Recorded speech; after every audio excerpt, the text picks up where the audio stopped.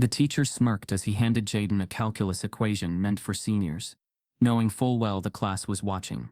Laughter rippled as he called it a black boy bonus round.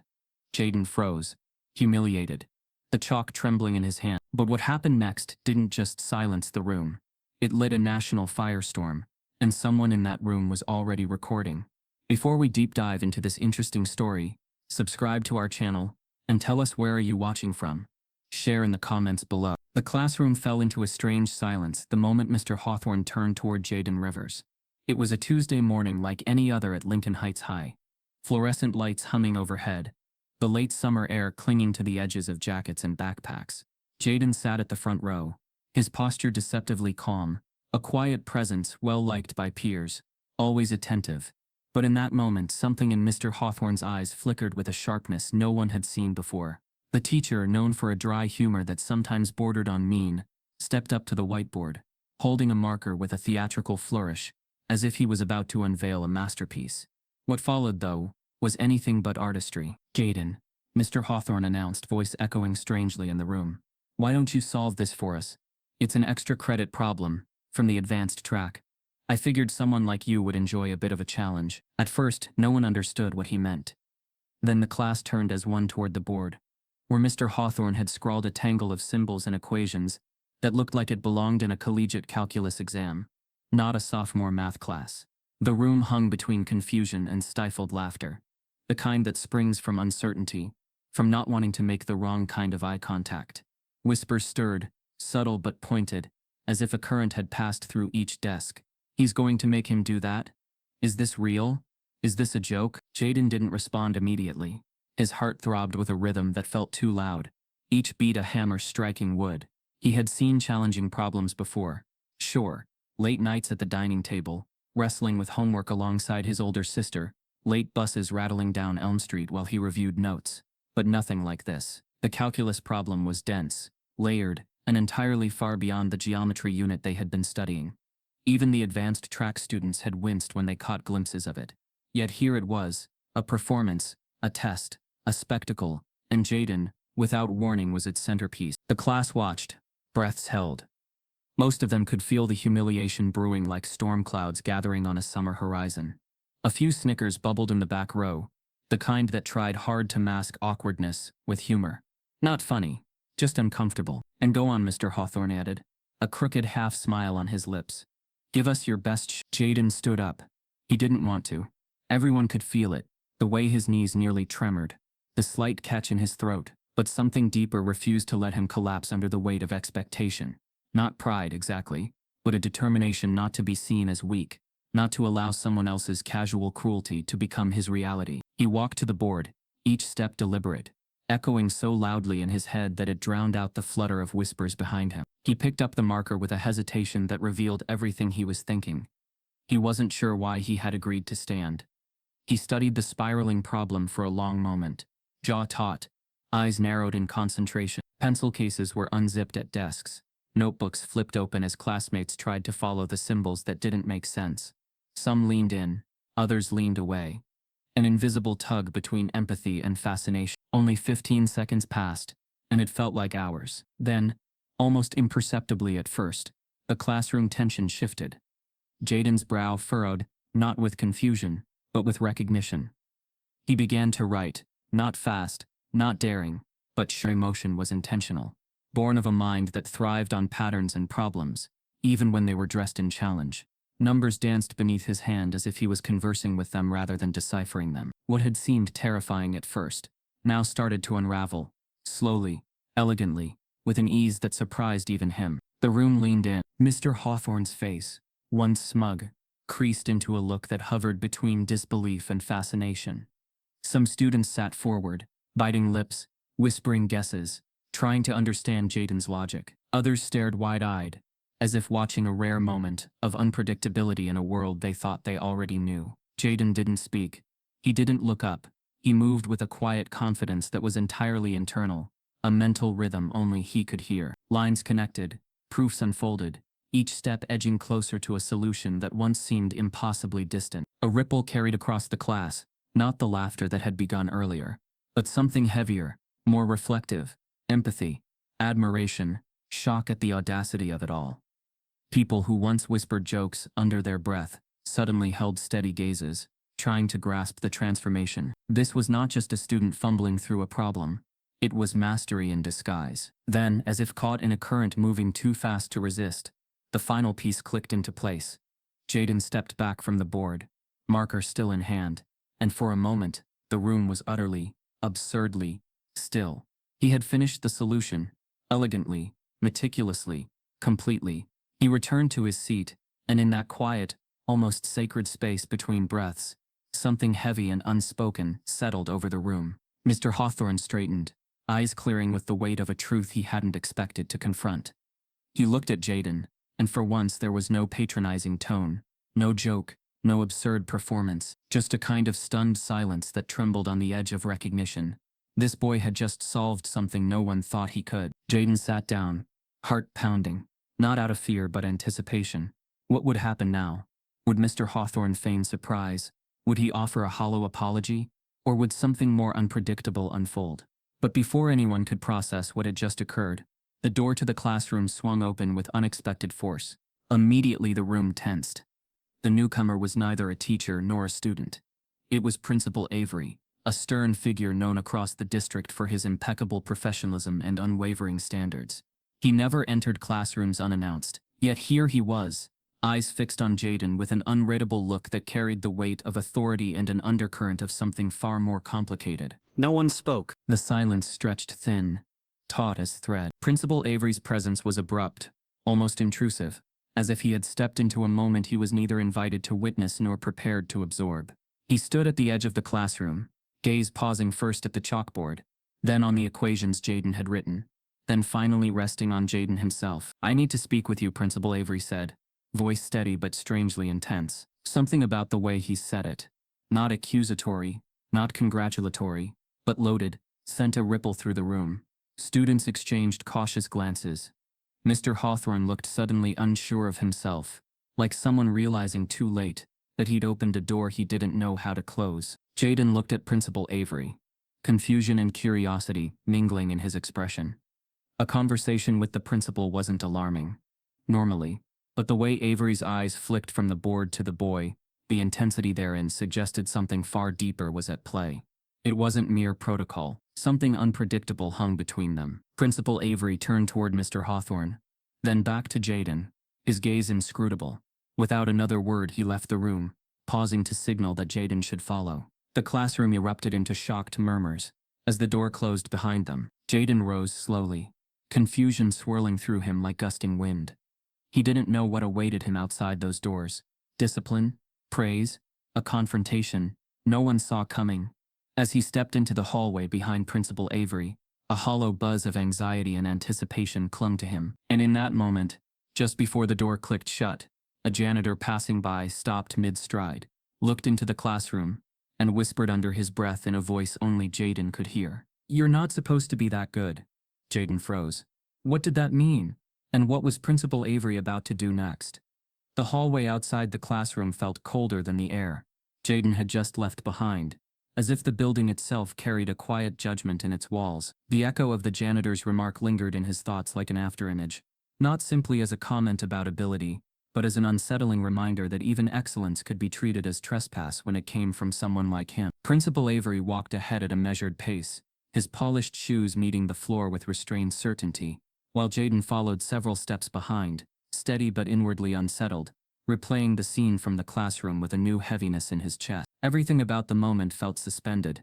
The silence, the tension, the unanswered question of why this sudden summons mattered as much as it seemed to. They stopped outside a small administrative office where light poured in through a narrow window, casting soft stripes across stacks of files and framed certificates. Inside, the atmosphere was calm, but the calmness did not reassure him. It felt deliberate, carefully arranged, as if conversations that took place there were designed to reshape narratives, rather than understand them. Jaden could sense it the way one senses when a story is being rewritten in real time, its edges made neat while the truth struggles to breathe. Principal Avery sat behind his desk and studied the equations Jaden had written on the printout taken from the whiteboard, his brows drawn in a contemplative line that suggested admiration intertwined with concern, as though brilliance from the wrong source threatened an unspoken order. Jaden remained still, Shoulders relaxed only on the surface, while inside a quiet storm gathered, not anger, not fear, but the weight of knowing that every step he took in spaces like this could be interpreted through lenses he did not control. The principal's expression never sharpened into hostility, yet the air pulsed with an evaluative gaze that made Jaden feel examined, not celebrated. His achievement in class had not ignited pride, it had triggered scrutiny, and that realization pressed against him more deeply than the impossible math problem ever had, because here excellence did not simply surprise people, it complicated their expectations. The conversation unfolded in a restrained cadence, absent of warmth yet polished with professionalism. The principal referenced district policies, academic records, enrichment pathways, and concepts of academic placement, speaking in calm suppositions that framed Jaden's success as an anomaly to be monitored rather than nurtured. Every polite phrase carried an undercurrent of guarded caution, as if his presence in an advanced academic space required justification rather than acknowledgement. The moment was not overtly hostile, yet the subtlety of exclusion held more power than any harsh reprimand, because it wrapped itself in civility and procedure, making the injustice feel almost invisible. As Jaden listened, he thought of the long evenings at home, when he would quietly solve puzzles on scrap paper, not as performance, but as escape. A world where numbers didn't question who touched them. His talent had always existed in the shadows of still rooms, in notebooks he never showed, in quiet victories that belonged only to him. He remembered nights when his mother passed his door, assuming he was simply finishing homework, never knowing that he had long exceeded the assigned material. His strength had always been private, guarded, a refuge against the unpredictability of how others might react if they saw too much of it. Now that it had been exposed, the safety of invisibility was gone, and the vulnerability of being seen felt far more dangerous than the complicated equation had ever been. Back in the classroom, word of the moment traveled faster than truth. Some students whispered curiosity, others envy, some disbelief shaped by subtle biases that had been absorbed from the world around them. A classmate named Ethan, who had often watched Jaden with quiet curiosity, replayed the memory of the board in his mind, astonished by the precision he had witnessed. Ethan had always sensed that Jaden carried a depth he rarely revealed, a strength wrapped in humility, rather than bravado, and now that hidden layer had surfaced before everyone. What surprised him most was not the solution itself, but the way Jaden had written each step with patience, not to impress anyone, but because his mind simply moved that way. Ethan felt admiration, yet beneath it there was an uneasy awareness that the same action others would celebrate in a different student was being treated here as disruption. While the whispers grew, Mr. Hawthorne stood at the whiteboard longer than necessary, staring at the solved equation as if it betrayed something unspoken. His features never hardened into overt disapproval, yet there was a faint rigidity in his stance, a discomfort that came from being confronted by a reality he had not anticipated. What he had intended as a spectacle had backfired into revelation, and instead of humor, the moment had exposed the quiet assumptions he carried. The class sensed the shift even if they could not name it. The challenge had not embarrassed Jaden. It had revealed the bias behind the joke, and that awareness hung over the room like an unspoken verdict. As Jaden stepped back into the hallway after his conversation with Principal Avery, he carried a new kind of stillness. It was not defeat, and it was not pride. It was resolve, the awareness that remaining silent about his abilities had once protected him, but now withholding them meant surrendering to expectations that had never been meant for him in the first place. He felt the fragile tension of a decision forming, one that balanced self-preservation against dignity, invisibility against truth. The quiet strength within him did not erupt. It deepened, gathering the way tides gather before they reshape a shoreline. Ethan waited near the lockers, watching Jaden approach, and although no words were exchanged, a subtle recognition passed between them. Not friendship, not alliance, but understanding. Ethan had seen the brilliance for what it was.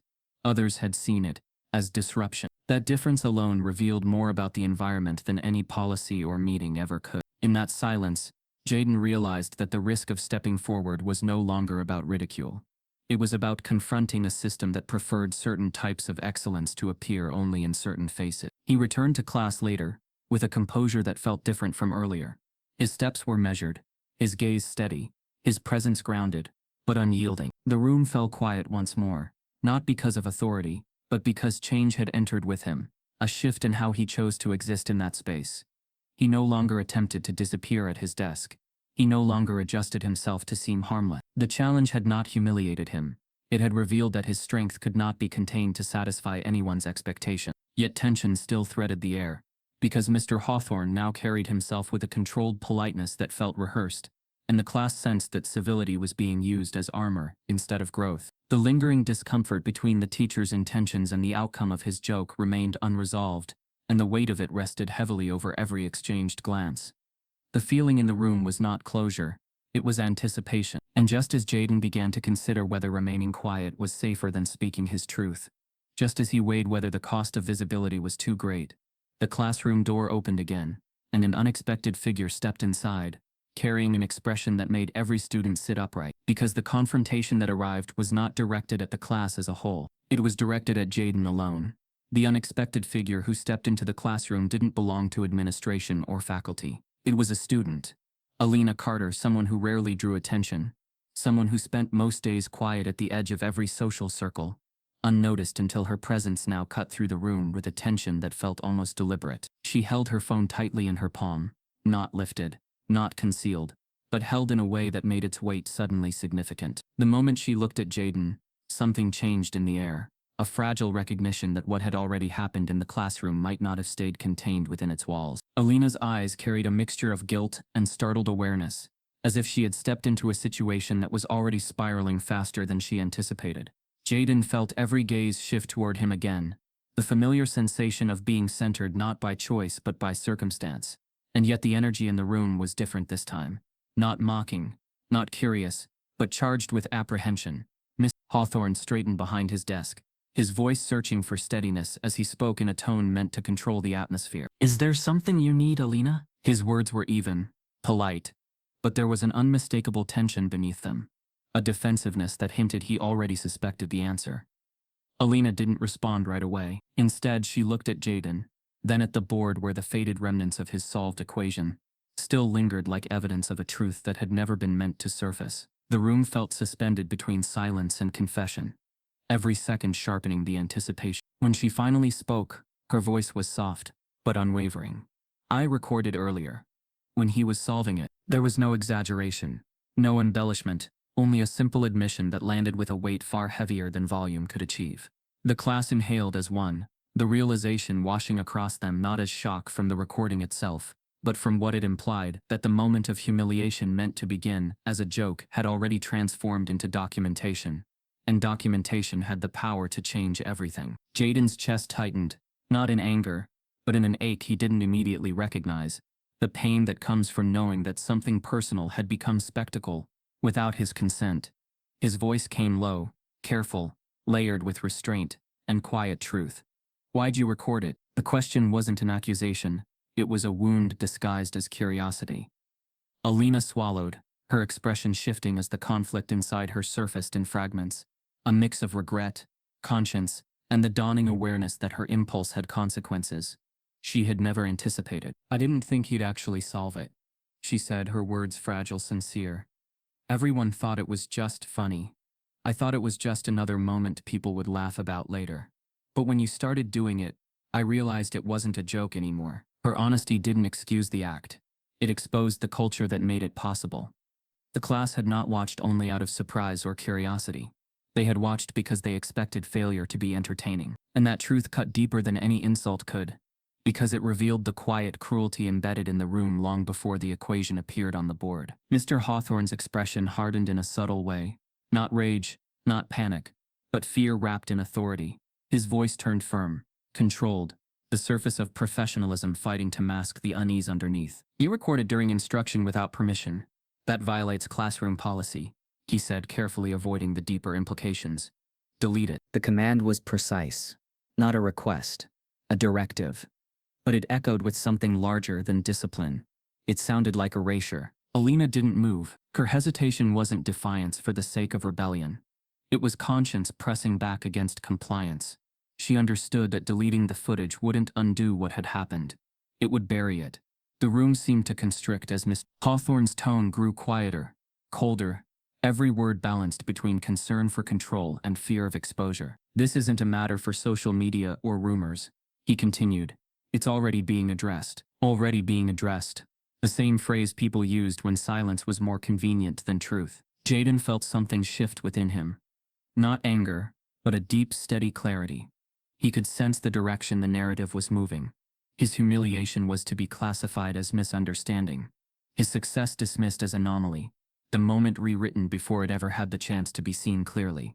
And yet, beneath that quiet suffocation, there lived the knowledge that for once proof existed beyond opinions and excuses. Ethan spoke from the second row, his voice tentative but anchored with sincerity. But it shows what really happened. His words hovered in the air, fragile yet undeniable. The room exhaled in uneasy recognition, because everyone knew exactly what he meant. Without the video, the story would be whatever authority decided it should be. With it, the undertone of bias, the mockery masked as humor, the spectacle disguised as harmless challenge, all of it became visible. Mr. Hawthorne's jaw tightened. It shows a moment taken out of context, he replied, measured and calm. And if it spreads online, it can damage reputations, cause unnecessary backlash, and create misunderstanding far beyond this classroom. Unnecessary backlash, a phrase that framed accountability as inconvenience. The tension deepened. Not loud, not chaotic, but heavy with emotions that ran beneath the surface. Jaden did not raise his voice. He did not confront. Instead, his words emerged slow, thoughtful, steady. Whose reputation are you worried about? The question traveled through the room like a quiet shockwave. There was no hostility in it, only truth. The class understood it instantly, and the understanding itself became confrontation. Mr. Hawthorne didn't answer, but his silence revealed what his words avoided. The quietness in the room turned sharp, and for the first time since the challenge began, the imbalance of power felt exposed rather than disguised. Alina looked at her screen again, and in that moment, Jaden realized something unexpected. The recording hadn't caught only him solving the equation. It had captured the laughter before he stood up, the subtle smirk in the teacher's expression, the dismissive tone when assigning the challenge. It had captured context, the part that was never meant to be permanent. She whispered under her breath, barely audible, "Someone already has it." The words struck harder than anything else that had been said. It hadn't just existed, it had already been shared. A ripple of shock whispered through the classroom, no one speaking but everyone reacting. Eyes widening, shoulders stiffening, reality rearranging itself in real time. Miss Hawthorne's composure faltered for a fraction of a second, the briefest crack in the polished professional veneer, and that alone revealed the scale of what had just shifted. Jaden felt time slow in a way that felt surreal. His story was no longer bounded by four walls. It was already slipping into the digital world, a space where narratives multiply, distort, ignite, and refuse to disappear. The vulnerability of being watched now became something larger, something unpredictable, because the recording was not simply proof anymore. It was exposure. Alina's voice trembled, layered with regret and urgency. "I sent it to someone to ask if I should delete it, and they posted it. Not malice. Indecision. A mistake that could not be undone." The class grew still, as if collectively bracing for an impact they could not yet see.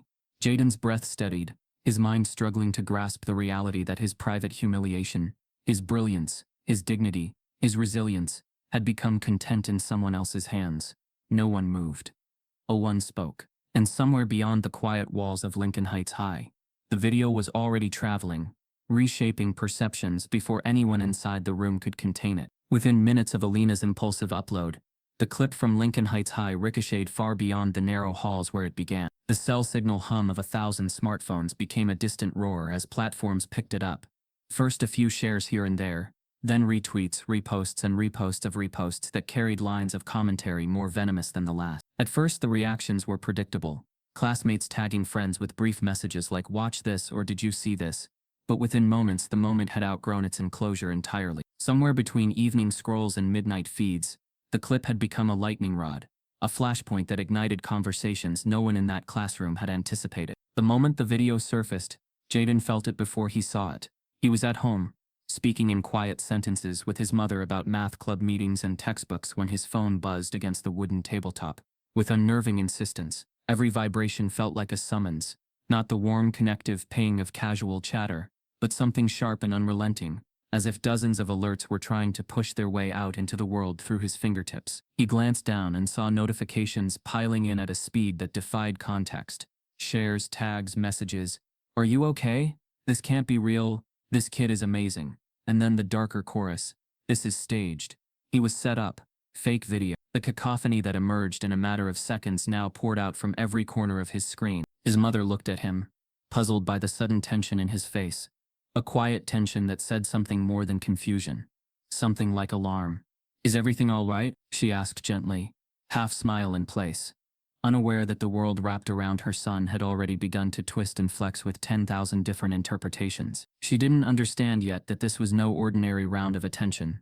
It was something deeper, something that could leave scars far more lasting than praise or humiliation. Jaden opened his mouth slowly, cautiously, unsure where to begin, because even in that moment of swelling noise, he already understood that nothing about this was simple anymore. His quiet strength, once safe in notebooks and private nights of study, had become public spectacle, and once something belonged to the world, it could be shaped and distorted in countless ways. The tide turned fast, becoming a storm before anyone fully saw it coming.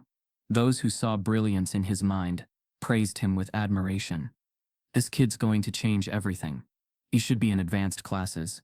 They tried to embarrass him and he proved them wrong. Others interrogated him with a bias that clung like grime, twisting the narrative into something dark.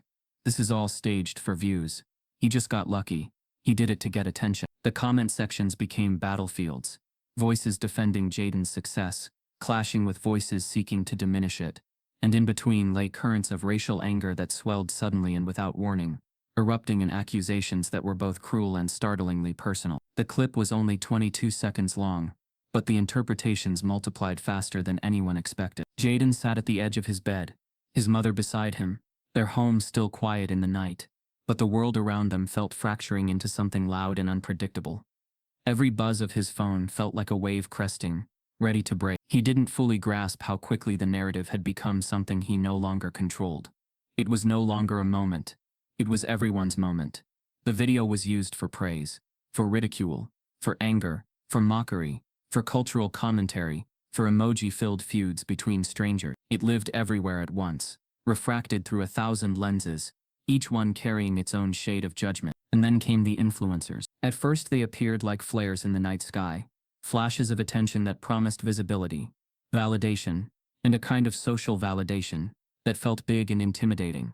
A popular education advocate with millions of followers shared the clip, speaking of systemic bias in classrooms and challenging schools to do better. Another, a mathematician with a fiery reputation for speaking out against inequity, reposted the scene, calling it a testament to brilliance that refuses containment. And suddenly, like dominoes, hundreds of online figures weighed in, some with earnest empathy, some with political undertones, some with personal agendas that had nothing to do with Jaden but everything to do with trends and engagement. Each reshare spawned thousands of new comments, and in that echo chamber, narratives grew legs of their own, often far removed from the truth of what actually happened in that classroom. People began drawing connections, offering theories, demanding accountability, calling for resignations, and counter-accusing those who supported the teacher. The clip became shorthand, a symbol of something bigger: debate about race, about education, about bias, about who gets to succeed and who is expected to fail. And while many voices spoke on Jaden's behalf, others seized the moment to tear it down, accusing supporters of overreaction, or claiming the teacher had been taken out of context. Some comments were clever, some were ridiculous, and others were steeped in a venom that made the skin crawl. The storm was not uniform. It had pockets of empathy and pockets of hostility, but what united every reaction was intensity. Nothing about the clip was ordinary anymore. It was a catalyst. People were angry. People were inspired. People were confused. And people were determined to make their opinions known. At school the next day, the atmosphere was electric, in a way that made every hallway feel smaller. Every glance weighted with assumption. Some students approached Jaden with admiration, whispered words of encouragement, looks that said, "I saw it, and I'm proud of you." Others shifted uneasily when their eyes met his, as if they knew something had changed, but didn't know whether to offer consolation, praise, distance, or indifference. There were those whose whispers carried judgment, not subtle, but sharp, cutting. And Jaden felt it all, as though the video had spun an invisible thread, connecting him to every response, whether gentle or harsh. In the faculty lounge, teachers who had rarely interacted with Jaden found themselves talking about him. Eyebrows raised behind coffee mugs, careful phrases designed to navigate reactionary waters. Principal Avery walked through the hallways with an expression that flickered between concern and poised control, like someone trying to contain something far larger than the institution itself. It was obvious that the administration recognized the magnitude of what had happened, Yet no one in power seemed prepared for the tidal waves their silence had now unleashed. Instead of a controlled narrative, they faced chaos, raw, unpredictable, and fueled by voices from every corner of society. At midday, Jaden's phone buzzed again. This time it was a message from Alina. "Have you seen what that other account posted?" That message was followed by a link that made Jaden's stomach tighten as he clicked on it. The video had been shared not only with his achievement, but with comments taken from anonymous users that went beyond judgment about the classroom moment. Instead, they dug at Jaden's personal life, questioning his background, speculating about motives, and even misrepresenting details from his home, his family, and his upbringing. Fleeting details he had never given permission to be public were now weaponized, spun into narratives that framed him as opportunist, as someone chasing attention rather than being an unintentional symbol of injustice. Jaden read, and the world around him felt like it slipped into slow motion. He was no longer just a boy who solved a complex math problem in front of his class. He had become a flashpoint, a discussion, a trend, and as the notifications poured in, so did messages from strangers, claiming to know more about him than he could have imagined, including an account with millions of followers that had begun releasing details they said were verified, none of which Jaden had shared, none of which he recognized. The screen glowed in his hand, and the room felt impossibly still. The storm had drifted far beyond the classroom, and just as the first major influencer offered what looked like an ultimatum, either the school must release the unfiltered footage, or be publicly shamed, a mysterious account with a cryptic handle began leaking information that suggested this was only the beginning. By the time morning light filtered through the windows of Lincoln Heights High, the viral clip had already reshaped the building's atmosphere into something tense and brittle, like glass under pressure. Conversations hushed when Jaden walked past, teachers exchanged glances in hallways, and students watched him with a mixture of awe and discomfort, some sympathetic, some judgmental, many unsure how to process what they had witnessed online. Yet behind the closed doors of the administrative wing, a different kind of narrative was underway, one crafted not for empathy or truth, but for containment. The school's priority was no longer understanding what had happened, it was controlling how it appeared to everyone else. In the main office, the fluorescent lights buzzed faintly above polished floors and framed certificates lined neatly on the walls, each one symbolizing order and institutional pride. Jaden sat quietly outside a conference room, the sounds of his own breathing steady but tense, as his parents were escorted inside by Principal Avery and two district representatives who carried folders thick enough to signal preparation rather than conversation. His mother, Elaine Rivers, entered with calm restraint, the kind of composed strength that grows from years of protecting a child in a world where he is too often misunderstood, while his father, Marcus, carried an alert stillness, jaw set, eyes sharp yet controlled. They expected concern. They expected dialogue. What they did not expect was a narrative already sculpted before they were even invited to sit. The conference room held a polished table, a muted digital clock on the wall, and a stack of printed still frames taken from the viral clip. Not the moments that showed Jaden's quiet brilliance, but the frozen fragments where he hesitated, where the camera angle obscured the teacher's tone, where perception could be shaped to convenient meaning. Principal Avery's voice began carefully, each word chosen with the precision of someone who understood the stakes, but refused to acknowledge the deeper wound beneath them. "We appreciate you coming in on such short notice," he said, his tone professional, measured. "Given the recent online attention surrounding your son's classroom moment, we felt it necessary to discuss the situation in context before conclusions are drawn." Context, a word that sounded neutral, yet already tilted the floor beneath them. Elaine exchanged a glance with Marcus before responding, her voice steady, sincere. "We saw the video. We saw what happened in that classroom. Our son was singled out for humiliation, and instead of being protected, he was recorded and turned into a spectacle." Her voice did not rise. It didn't need to. The truth was already heavy enough. One of the district representatives adjusted her glasses, sliding forward a sheet of paper that reframed the moment almost clinically. "The teacher intended the problem as an enrichment exercise," she said. "It was never meant to belittle or target your son. Unfortunately, the video circulating online removes the instructional context, which has led to misinterpretation and unnecessary backlash toward staff." Unnecessary backlash. The same phrase recycled, the same narrative pivot, as though the greatest harm in the situation was the inconvenience of accountability, not the emotional weight Jaden had been forced to carry. Marcus leaned forward slowly, his voice low, grounded, unshakable. "You're calling it misinterpretation," he said, But no one in that room misinterpreted what they felt. The tone, the targeting, the expectation that he would fail. That wasn't enrichment. That was ridicule dressed up as instruction. The silence that followed wasn't confusion. It was discomfort. The kind institutions prefer to smother rather than acknowledge. Principal Avery cleared his throat gently, redirecting the conversation toward policy, professionalism, classroom protocol, language that sounded responsible but floated above the truth, rather than touching it. They spoke of academic structures, teacher intentions, social media distortions, reputational harm to the school. What remained conspicuously absent from the dialogue was the harm inflicted on Jaden himself, the racial undertone everyone felt but few dared to name aloud inside rooms like this. Elaine's voice softened, layered with pain and strength at once. My son solved a problem meant to embarrass him, she said. He didn't lash out. He didn't disrespect anyone. He rose above it. Yet somehow in every version of your explanation, he is the complication, not the victim. Her words hung in the air like a verdict wrapped in grace. Still, the narrative persisted. The district rep emphasized the disruptive impact of the video. Avery referenced external pressures and public misinterpretation. Reports were read aloud with phrases like isolated incident, instructional judgment, and unfortunate perception. Each line felt sanitized, as if emotion had been scrubbed away so the story could be neatly contained within lines of procedure and defensibility. And then the subtlest shift. The narrative turned toward Jaden, not as a student wronged, but as someone whose reaction to the situation was being evaluated for appropriateness. Elaine's breath caught for a moment. Marcus's fingers curled slowly against the table.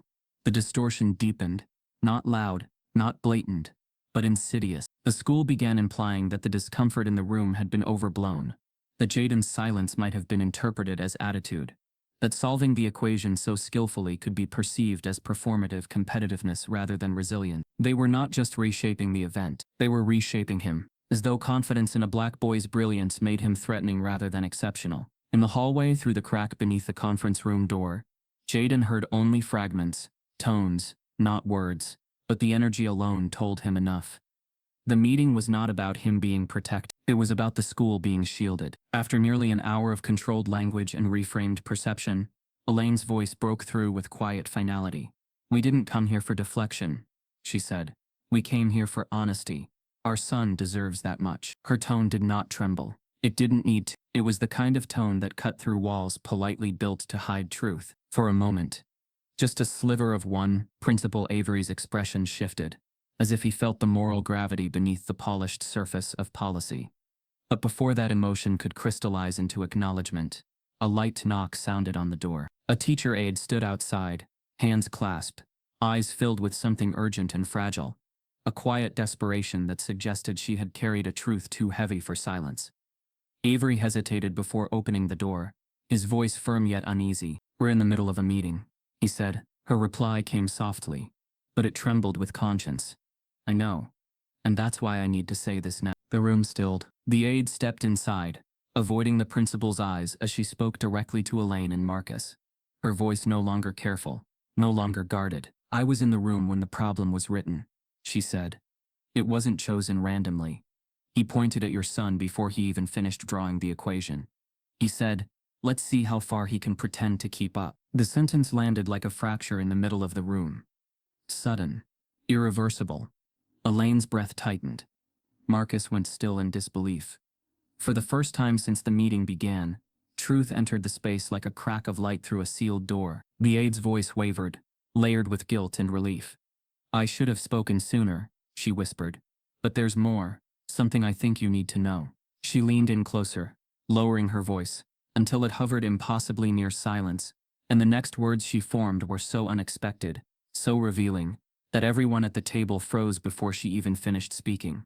Because the person responsible for leaking the internal footage online was not a student. The confession from the teacher aide didn't just shift the atmosphere in the conference room, it cracked something open that could no longer be sealed with careful statements and administrative language. Her words hovered like a fragile truth that had finally found the courage to speak, trembling in the quiet as Principal Avery tried to regain composure, his voice steady on the surface though his eyes eased, uneased. The aide stood there with resolve that came not from defiance but from a conscience that had been heavy for far too long. She explained that the footage spreading online, the one that revealed context the school had hoped to control, hadn't been leaked by a student searching for attention, but by someone who could no longer bear the silence inside the system itself. When Marcus asked gently, "Why?" his voice carried a mixture of disbelief and restrained anger. The aide glanced at Jaden's parents with a sincerity that cut through every polished excuse already spoken in that room. She admitted that she had seen more than one moment like the one captured in that video. Subtle remarks framed as humor, impossible tasks framed as opportunity, challenges always directed toward the same group of students, framed in a way that made struggle appear predictable and success appear suspicious. Her voice trembled with quiet regret as she confessed that she had watched patterns form across semesters, each one dismissed as misunderstanding until it became impossible to pretend it wasn't deliberate. Mr. Hawthorne, summoned shortly after, entered the room with a calm composure that felt strategically arranged, a demeanor rehearsed through years of confident classroom control. He took his seat without hesitation, his gaze steady, his tone almost conversational, as he addressed the accusations with a measured assurance that treated them as exaggerations rather than wounds. He described his comments as light-hearted academic encouragement, the equation as a playful stretch exercise, and the reaction of students as misinterpreted energy. To him, the insult had been humor, the humiliation had been dynamic instruction, and the unequal targeting had simply been motivation tailored for engagement. Elaine watched him closely, listening to every syllable, hearing how each word smoothed sharp edges, until the cruelty disappeared under the surface. She heard how the narrative transformed from ridicule into mentorship through language alone. When she spoke, her voice emerged not as confrontation, but as truth resisting suffocation. "You say it was a joke," she said softly, "but why does your humor seem to choose the same students every time?" For a second, only a second, his expression faltered. He recovered quickly, leaning on the familiar weight of professional rhetoric, framing his decisions around academic rigor and challenging potential where it appears underutilized. He spoke of data-driven instruction, of differentiated engagement, of contextual misunderstanding amplified by online reaction. He insisted that race played no role in his teaching approach, dismissing the suggestion with a tired familiarity that made it clear he had rehearsed this denial before. Yet beneath every statement lingered something unspoken, the sense that harm had been normalized as strategy and that discomfort had been rebranded as growth. The aide shifted her weight, unable to remain silent any longer. She spoke carefully but firmly, recalling classrooms where Black students were consistently called upon for surprise challenges, where their unexpected excellence was greeted with disbelief instead of recognition, where their minor mistakes were met with disappointment framed as concern. She described how these patterns accumulated in quiet ways, never loud, never obvious enough to trigger policy review, but heavy enough to shape self-worth and belonging. The room felt smaller as she spoke, not because her voice was large, but because the truth it carried filled every corner that avoidance once occupied. Principal Avery attempted to redirect, urging that the claims required formal review rather than immediate conclusion, but Marcus responded with a patience sharpened by years of navigating conversations where reality was softened to protect institutions. "Review doesn't change what our son felt in that moment," he said, "and it doesn't erase the fact that you're defending the system before you've even listened to the people harmed by it." Jaden, silent in the corner of the room, felt each word like a ripple moving through him.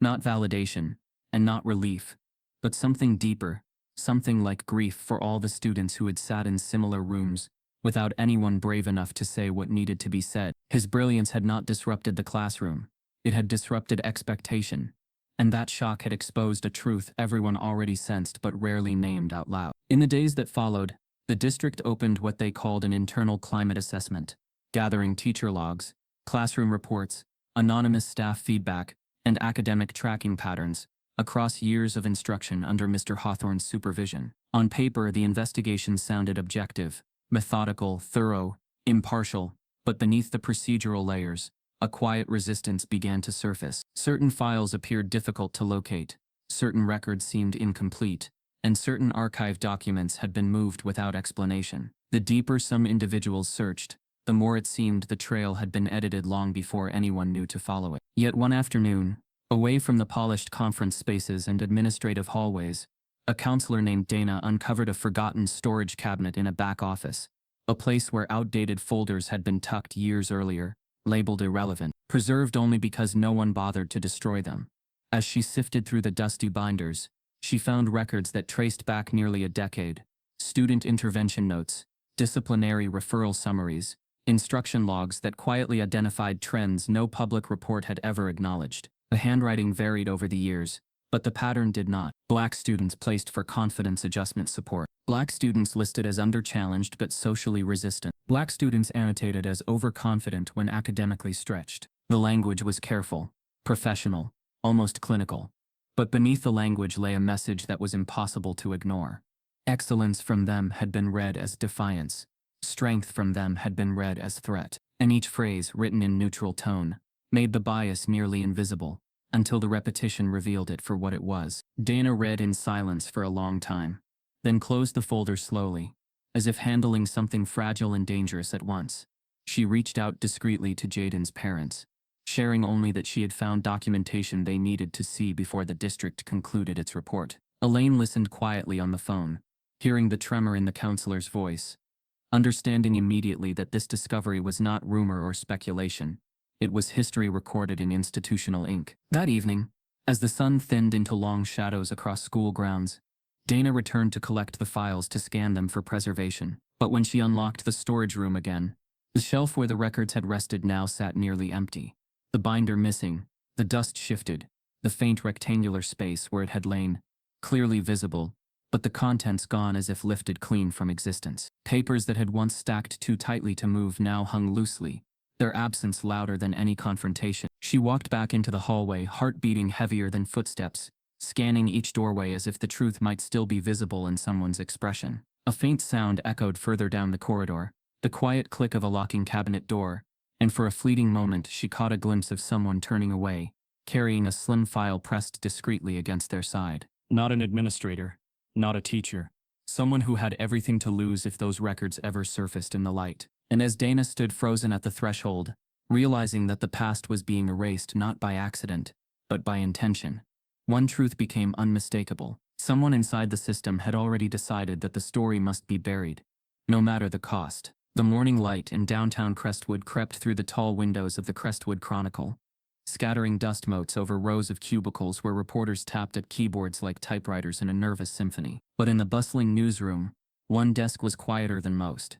Not from lack of activity, but from focus so intense it swallowed ambient noise. Amelia Rhodes, a seasoned journalist with eyes that seemed to catch details others walked past, sat perfectly still, her gaze fixed on multiple screens displaying threads of social media, local news commentary, and messages forwarded by sources who sensed something, but didn't quite know what. The viral clip from Lincoln Heights High had landed in her inbox early the night before, sent by a teacher she knew only by reputation, someone who whispered in her ear that the surface tension of the moment was far deeper than anyone realized. Amelia didn't rush to judgment.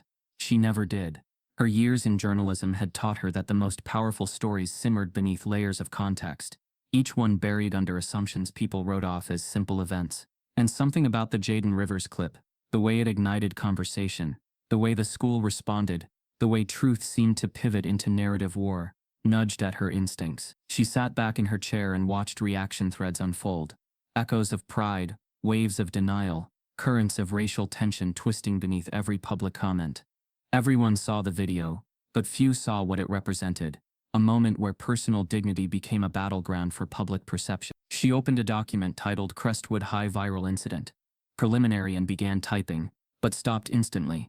Her fingers hovered above the keys, not because she didn't know what to write, but because the story demanded precision, not personal opinion, but factual unraveling. She needed voices, documents, testimony, perspective, not the viral clip alone, but the person beneath it, the ripple that became controversy, then scandal, then accusation. Amelia reached for her phone and dialed a number she had learned early reporters.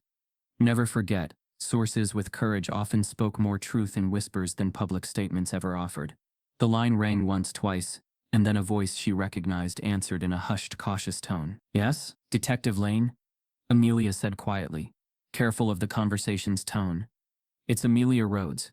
I'm following up on something I think you should see." There was a pause, long enough for the hum of the newsroom to feel distant. Then, under his breath, the detective spoke with gravitas reserved only for things truly heavy. "This isn't about a classroom moment, is it?" "No," she replied. "It's something far bigger.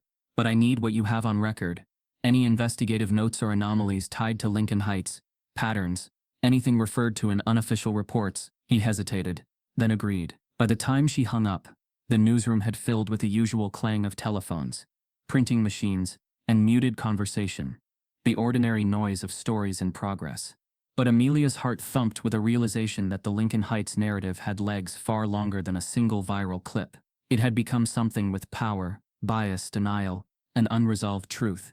And to her trained eye, that combination was the real story. She forwarded her notes to an editor with a simple subject line: potential front-page investigation, Lincoln Heights patterns.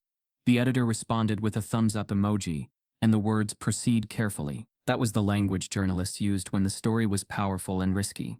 Amelia spent the rest of her morning piecing together timelines, connecting the viral clip to district responses, to anonymous staff confessions, to buried documents uncovered only to vanish again. She contacted parents, community members, and education experts. Every call added weight to the premise that this was not merely a classroom dispute. It was an institutional pattern, a woven tapestry of behavior cloaked in policy, but fueled by perception. Then she reached out to Jaden's parents. "Mrs. Rivers," Amelia said gently, her voice the balance of professionalism and empathy. "I want to understand more than what's on video. I want context, timelines, anything you're willing to share." Elaine paused, then spoke with a cautious sincerity. "It's complicated. What happened to our son is more than a single moment.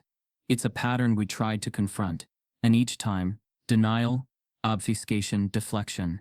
They framed reactions as misunderstandings, but the undercurrent was always there. And now, the story's more than us." Amelia listened, silent, letting the weight of the moment settle. "Is Jaden okay?" she asked carefully. "There are days," Elaine admitted. "There are days when he wonders if brilliance is something he should hide. And then there are days he realizes that hiding never protected him. It just kept him invisible." The emotional pause on the line revealed a deeper truth. Jaden's journey was not public spectacle anymore.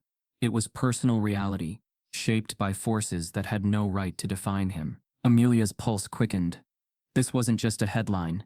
It was human. Her notebook filled with phrases like institutional denial, pattern recognition, racism as policy interpretation, and narrative distortion. Every phrase carried complexity beyond one classroom moment. The puzzle pieces were aligning into something that could shake the community, expose systemic bias, and demand accountability in ways few local stories ever did. But then, before she could craft the first draft of her investigation, a message appeared that froze her fingers over the keyboard. It wasn't from a source. It wasn't from an administrator. It wasn't from a random commenter in the viral thread. It was from an anonymous account with a cryptic handle. The Truth Unmasked CH, a handle that had begun leaking compromised information tied to the viral controversy, stirring the firestorm just days earlier. The message read simply, "Stop digging deeper. Some truths are meant to stay buried. Think of your career, and what's at stake if this goes too far." Amelia stared at the message, heart pounding. Journalists were used to backlash. They were used to angry comments. They were used to threats of legal action. But this was different. It wasn't posturing. It was precise. And it wasn't public. Her instincts, the same instincts that had guided every major story she'd ever pursued, screamed that this was no idle threat. This was a warning. Her breath quickened, a cold tightening unfurling in her chest. The message didn't just accuse, it insinuated deep exposure, consequences far beyond online comment wars, hints of retaliation, reputational destruction, perhaps even legal jeopardy. Her editors would not take this lightly. Her sources might withdraw. Her credibility might be questioned. But still, the truth sat on her screen like a dare. Just as she opened a new document to compose her response, another alert blinked into existence. An email from an unknown address, with the subject line "Do not publish," or else the body contained a single attachment, a meticulously edited video clip. It replayed Jaden's moment, but altered. The teacher's voice had been clipped, phrasing twisted. The context had been reversed. The implication published wasn't one of bias or ridicule. It was framed as a staged performance designed for media exploitation, edited in a way that made Jaden appear arrogant, ungrateful, and intentionally provocative. Amelia watched in stunned silence. Her narrative was no longer just a journalistic endeavor. It had become a battlefield. The clip ended with recalibrated audio that insinuated Jaden had mocked the teacher, laughed in defiance, and incited his classmates to protest. It was a fabrication. Perfect, seamless, viral ready.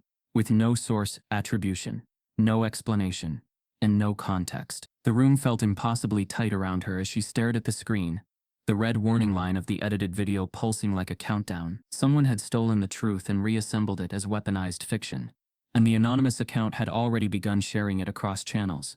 Her phone buzzed again. Another message from iTruth Unmasked C. "We warned you." Amelia wrestled with the silence that followed the message. Her instinct screamed to expose the fabrication. But something in the tone, the precision, suggested this warning carried more than bark. It carried leverage, threat, and a question that now demanded an answer. Who was behind iTruth Unmasked CH? And how far would they go to ensure this story never saw the light of day? The day after Amelia received the threat, the district office building buzzed with the kind of hollow urgency reserved for public relations crises, disguised as administrative work. Tucked away in Crestwood's municipal zone, the office was wrapped in brick, metal, and a false sense of order, the kind of place built to imply structure, when in truth chaos lived just beneath the floors. Inside, a string of closed-door meetings unfolded behind frosted glass walls, where officials tried to control a story that had already escaped them. The viral video wasn't just trending now, it was tearing at the seams of a carefully curated image the district had polished for decades. Superintendent Laura Fielder, a sharp dresser with a sharper tongue, paced in front of a digital projector screen that displayed a bullet-pointed action plan titled Crisis Messaging, Equity Response. Around her sat department heads, communication strategists, legal consultants, and public-facing coordinators, each flipping through binders as if the weight of policy could crush public outrage. The air carried the stale scent of burnt coffee and desperation. No one mentioned the clip directly anymore. They referred to it as the situation, the incident, or worse, the misunderstanding. Their language had shifted from student-centered concern to institution-preserving spin. "We need to calm the noise," Fielder said flatly. "Control the keywords, manage the comments, release a unity statement by 2 p.m. that hits all the right notes. Diversity, excellence, growth, oversight." She looked around the room, daring someone to question her. No one did. The district's press statement, written by someone who had never stepped foot in Jaden's classroom, was released mid-afternoon. It read like a chorus of hollow phrases. "We remain committed to academic integrity and equity for all students. An internal review is ongoing. We are listening, learning, and evolving." There was no direct mention of Jaden, no acknowledgement of harm, no specifics, just rhetoric polished to avoid accountability while pretending to own it. Parents noticed. Students noticed. And the community, burning with the clarity that comes only when people feel ignored, reacted with a fury the district hadn't expected. Hashtags swelled again. Influencers posted reaction videos side by side with the press release, pointing out the avoid. Local radio shows played clips from parent meetings where frustration echoed in voices demanding something more than an apology that sounded like legal protection. Even teachers, many still afraid to speak publicly, whispered their disappointment to trusted colleagues, quietly acknowledging the district's response as performative. Amelia watched the statement drop and knew immediately what it meant. They weren't trying to tell the truth. They were trying to survive the news cycle. Her email inbox lit up within an hour.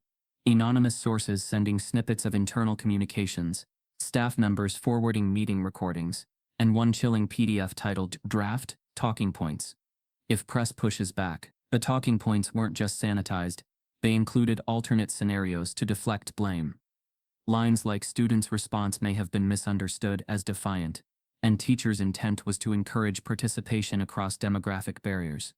These weren't defensive, they were rewrite. But the most damning revelation came in a memo she hadn't expected. Sent anonymously, marked confidential, internal use only.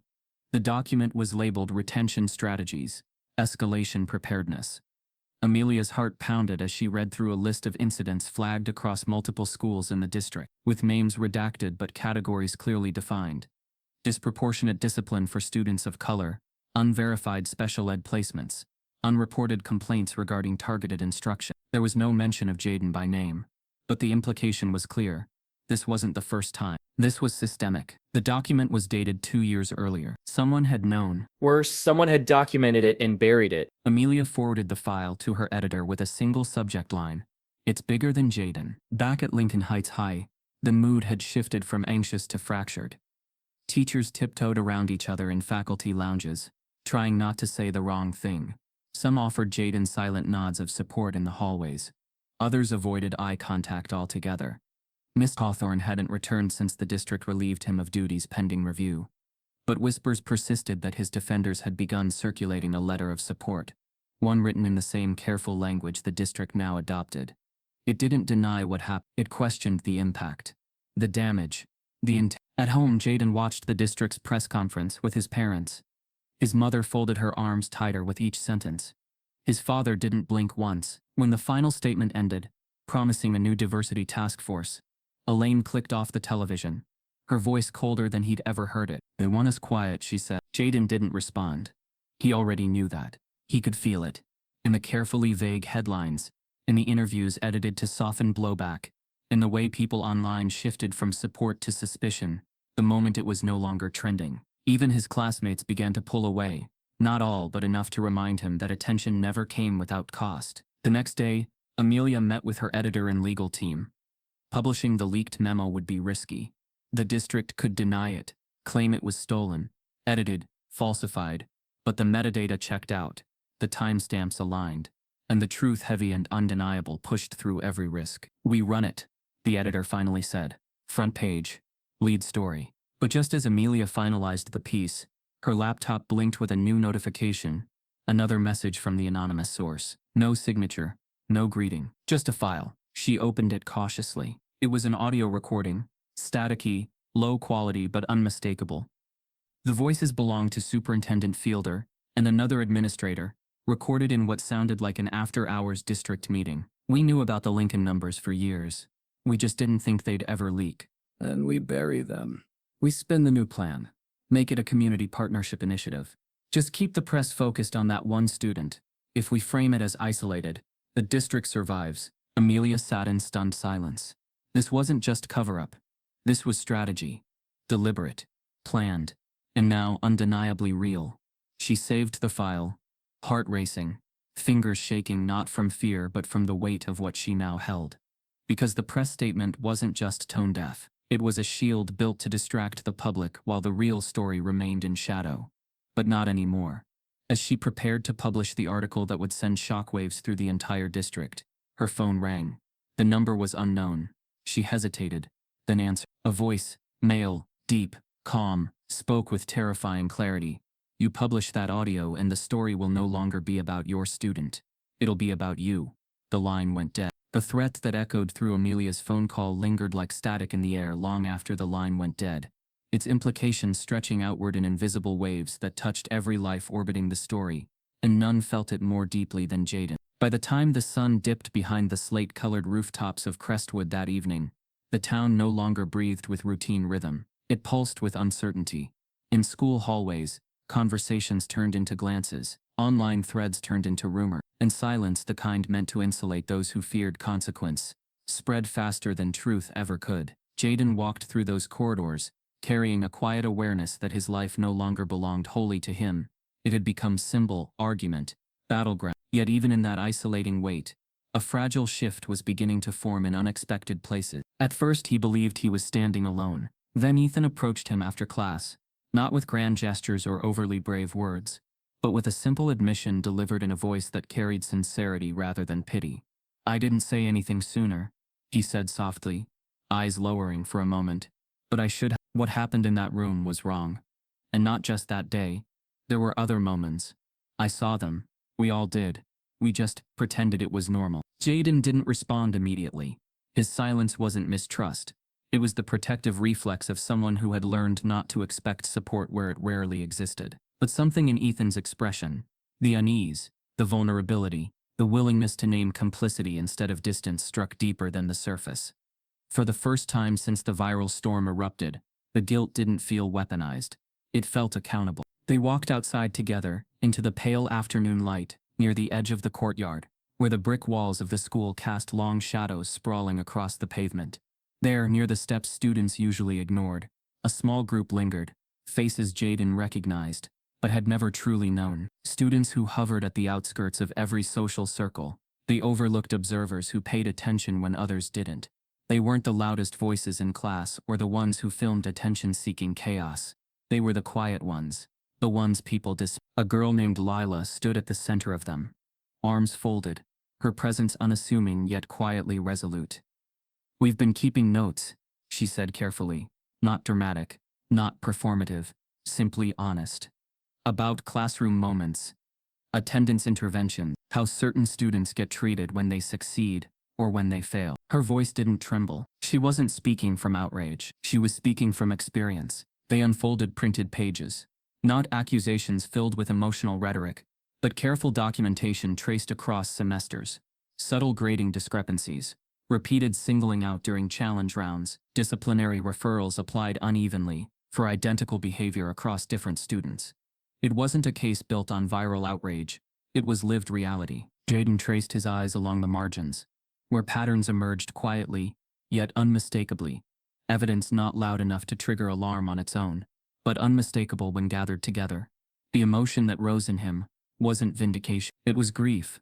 Grief that so many had endured similar wounds in silence, believing their pain wasn't enough to matter, or worse, that it was meant to be endured. Ethan exhaled slowly, running a hand across the back of his neck. "We didn't come forward because we thought nobody would believe us," he admitted. "We thought people would say we were exaggerating, or that we were trying to stir trouble," Lila added. "But when your video spread, people finally started paying attention. And we realized this wasn't about a single room. It was about a system that needed someone strong enough to expose it." Jaden didn't know whether to thank them or cry. He did neither. He stood there with a calm that felt older than his years, voice quiet but layered with something deep. "Support shouldn't depend on who gets humiliated enough to prove something's wrong," he said. "But I'm glad you're here." In that moment, the wind moved softly across the courtyard, carrying with it a fragile shift, as if the world itself paused to acknowledge that resistance had found voice where silence once lived. Word of the small gathering traveled quickly through circles that rarely intersected. Art students, robotics club members, cafeteria workers who noticed more than they ever said aloud. Soon others joined. Students who had been labeled disruptive when they questioned grading fairness. A boy who had once been removed from class for attitude after correcting an equation. A girl who had been told she was too opinionated for group learning. None of them had stories loud enough to draw attention alone. But together their truth became undeniable. They weren't there to wage war. They were there to reclaim dignity. Meanwhile, Amelia arranged a quiet meeting with Jaden's parents at a small coffee shop, tucked in the corner of an aging plaza. A place where the clatter of cups and soft hum of conversation masked the gravity of the conversation unfolding in the booth by the window. She shared the leaked memo, the recordings, the threats and the reality that publishing the story might put her livelihood at risk. "You don't owe us your safety," Marcus said softly, his voice steady and protective.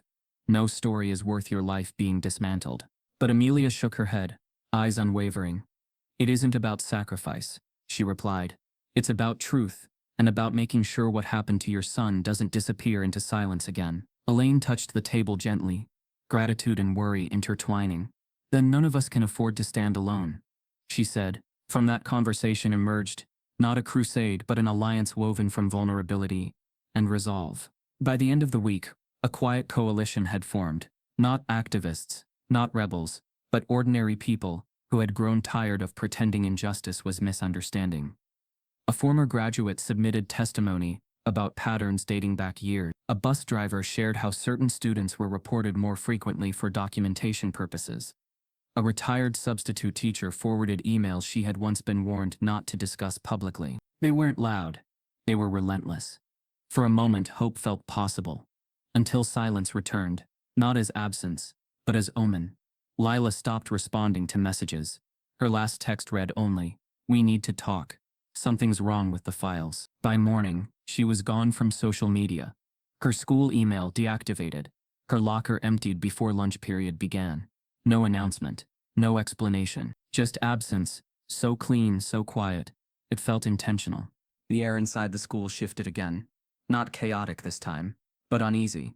Whispers curled through corridors like smoke, faint and lingering. Some said she transferred. Some said her family moved suddenly. Some said she didn't want to be involved anymore. But Jaden knew the difference between coincidence and erasure, and this wasn't coincidence. It was message. Ethan's voice trembled when he spoke beside him in the hallway, the realization settling heavy in his chest. "They didn't just want silence," he murmured. "They wanted disappearance."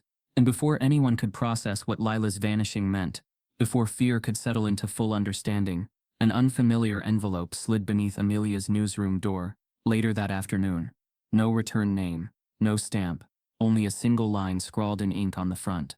She didn't leave. The envelope rested on Amelia's newsroom desk like an object that did not belong to the ordinary world. Thin, unmarked, and unsettling in its simplicity. She stared at the words on the front. She didn't leave, feeling the gravity coil in her chest, not as panic but as certainty that whatever lay inside would pull the story further into territory where silence was no longer caution.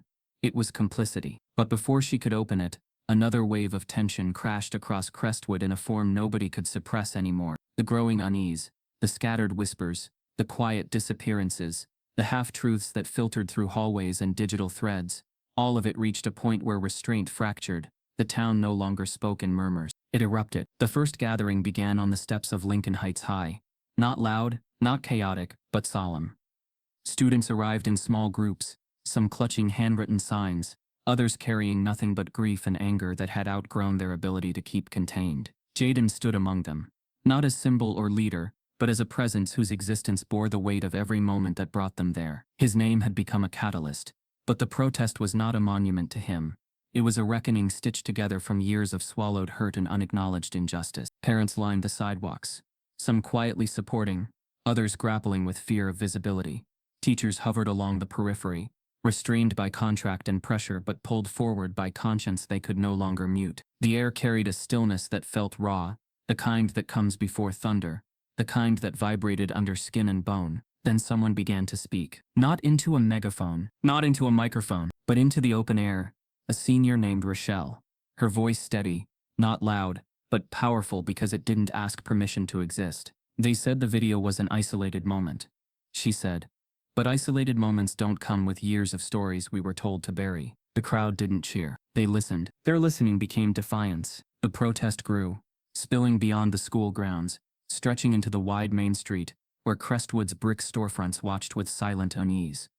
Cars slowed along the curb, some honking in solidarity, others retreating in discomfort. Social media feeds flickered with live streams, commentary, and shaky camera footage that captured a town caught between denial and recognition. Reporters arrived. Regional networks rolled in, and suddenly the story was no longer a local whisper. It was national noise.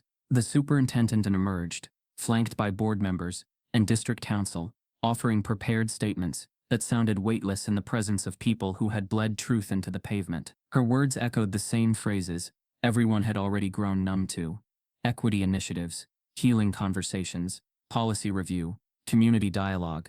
Each line floated above the ground, while the students' stories clung to it like anchors too heavy to ignore. Elaine stepped forward, not as a mother seeking spotlight, but as a woman who understood that silence now meant erasure. Her voice didn't shake. It grew steadier with each word. You cannot apologize for a pattern you still refuse to acknowledge, she said. And you cannot call a wound healed while you're still hiding the blade. There was no applause, just the stillness of truth landing where it could no longer be brushed aside. Beside her, Marcus remained rooted, not towering, not aggressive, but unbreakably composed, carrying a strength that came from years of learning how to defend dignity without raising his voice. The cameras caught their faces, exhaustion, resilience, grief that carried pride in its marrow. Jaden remained at the edge of the crowd. He watched his life reflected through strangers' lenses and news banners. Student at center of viral bias controversy. District faces racism claims. School community divided. Headlines that flattened his humanity into narrative shorthand. He felt the ache of exposure, but beneath that ache lived something far deeper, the awareness that this moment was no longer about him alone, and never truly had been. The energy shifted when the missing ally's name crossed whispers again. Lila. Her absence pulsed through the protest like an unspoken wound, tightening the air every time someone avoided saying it aloud. Rumors interlaced through conversations. Parents mentioned unexpected transfer paperwork. Students quietly recalled seeing her leaving the counseling office days earlier. Teachers exchanged looks that betrayed more knowledge than they would say. Amelia finally opened the envelope. Inside was a printed screenshot, a transfer request form, with Lila's name pixelated, but unmistakable. Time-stamped the day after she submitted her documentation files. Across the bottom, in faint ink, a single line was handwritten. Reassigned for environment realignment. Not withdrawn, not relocated for safety. Reassigned. Strategically. Silenced. Her breath tightened. This was no coincidence. It was calibration. Back at the protest, the crowd surged as more voices rose. Not chanting but storytelling. Students came forward one by one, sharing experiences of subtle humiliation, mistrust disguised as guidance, concern meetings that felt more like containment strategies. No fists were raised, no violence emerged. Yet the scene felt volatile because it exposed power, not force, and power rarely tolerated confrontation without response. Law enforcement formed a perimeter. Their presence alone did not threaten, but it shifted the air. Officers stood along the curb lines, instructed to maintain order, but their silence told a separate story. Some carried empathy in their eyes. Others wore indifference like armor. The contrast stretched across the line, reflecting a town as divided as the story at its center. Amelia moved through the crowd with press credentials clipped to her jacket, camera resting against her side like an instrument meant for truth rather than spectacle. She recorded voices not yet amplified, cafeteria workers speaking in low tones, custodians who had seen disciplinary slips tossed into trash bins, substitute teachers who noticed which names drew scrutiny long before behavior did. She was no longer just reporter, she was witness. For a moment, a fragile one, unity felt possible, until a car pulled up at the edge of the street, tinted windows, engine humming low, stopping not with hesitation, but with certainty. Heads turned instinctively. The rear door opened, and Mr. Hawthorne stepped out. He didn't lift his hands. He didn't speak. He stood near the line of officers, posture rigid, expression layered with defensiveness, and shame, and something harder to place, fear perhaps, or unresolved identity collapsing under public scrutiny. Cameras pivoted toward him. Social feeds exploded in real time. A mother in the crowd whispered, "Don't let this change the narrative." But it already had. Tension edged forward. The superintendent glanced toward the officers as though silently weighing optics against consequence. A legal representative murmured into her ear, lips barely moving, eyes darting toward the crowd. Then an officer broke from the formation. He approached not the protesters but Mr. Hawthorne. The world slowed. People stopped breathing for a moment that stretched beyond time itself. Hands did not rise. Shouts did not erupt. The officer spoke quietly, firmly, words no one could quite hear, then reached gently for the teacher's wrist. It wasn't forceful. It wasn't violent. It was procedural. But the image was seismic, because in a story shaped by humiliation and erasure, by control and denial, by biased lenses and buried truth, the first person placed in custody that day was not a protester. And as the handcuffs locked into place and the cameras surged forward in stunned disbelief, a single question swallowed the crowd in a wave of breathless shock. If he was the one being led away, then what exactly had the district been hiding all along? The image of Mr. Hawthorne being led away in quiet custody traveled faster than any prepared statement the district could draft. Faster than every revision to their public narrative. Faster even than the viral clip that had ignited the movement in the first place. It rippled through Crestwood like a shockwave. Not triumphant, not vindictive, but heavy with the realization that beneath years of carefully managed language, something far larger had been festering. The protest did not erupt into chaos. It did not dissolve into noise. Instead, the silence that fell over the crowd felt sharper than shouting, as if the town itself had stopped breathing to face a truth it had long refused to see. While cameras continued clicking and murmurs wove through the air in anxious strands, Amelia stepped away from the crowd and into a side street lined with aging storefronts. The envelope still pressed inside her bag burned against her side like a promise not yet opened to its fullest consequence. Her phone vibrated 3 times in rapid sequence, not notifications from news outlets or social threads this time, but direct messages from 3 different sources she had never expected to align: a former district compliance officer, a retired school board clerk, and a guidance counselor who had once been reassigned quietly after policy friction. Each message carried the same phrase: "It's time." Within hours, Amelia found herself seated in the back room of an independent law office. Not glamorous, not modern, but lined with boxes stacked floor to ceiling, labeled with years and initials that hinted at forgotten struggles and buried disputes. The dim overhead light flickered, the hum of the old building breathing alongside them. One by one, the sources stepped forward, faces weighted with years of carrying truths they had no safe space to release until now. They weren't activists.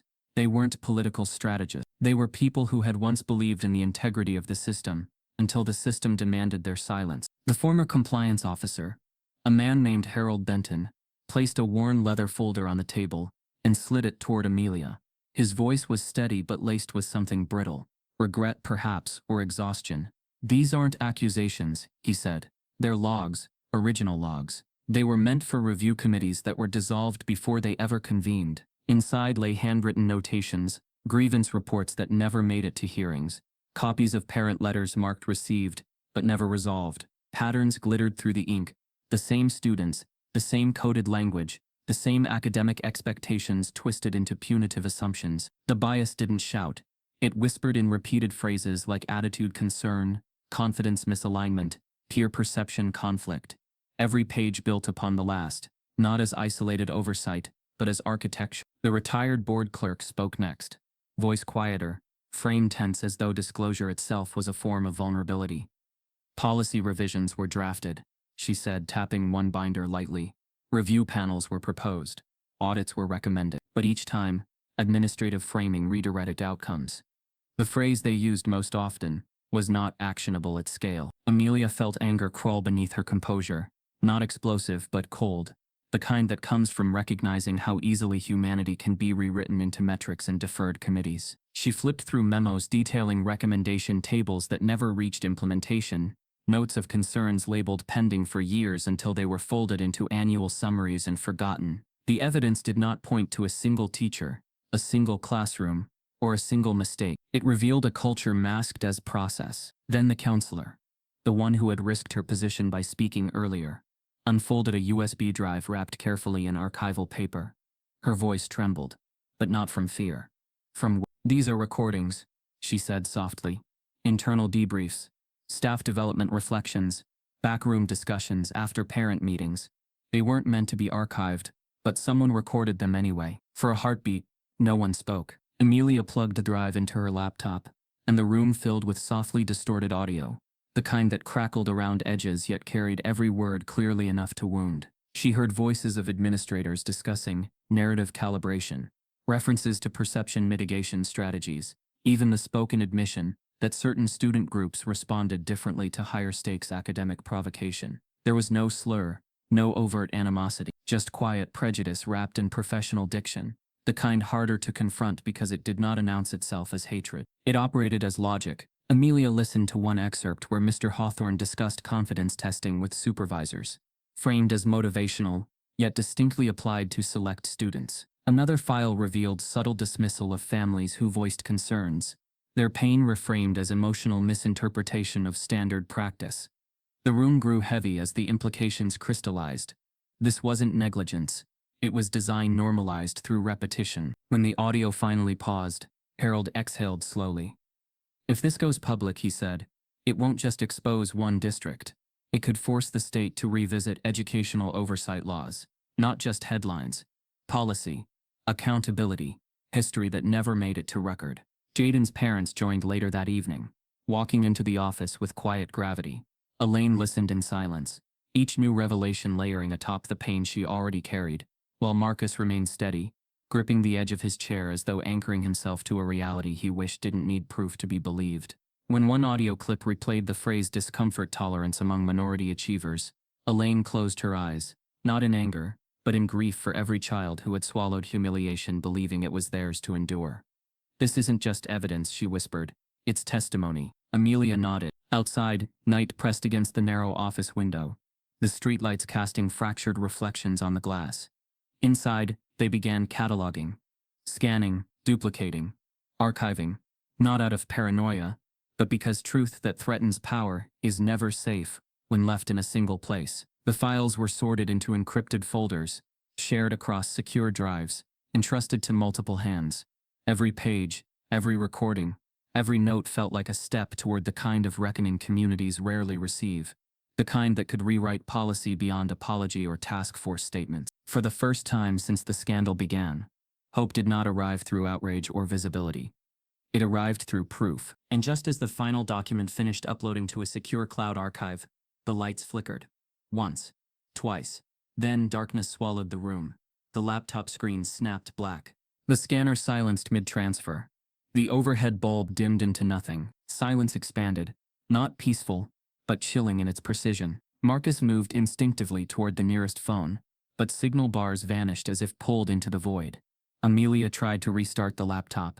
Nothing. The backup drive froze. The printer clicked once, then died. Across the street, other windows still glowed.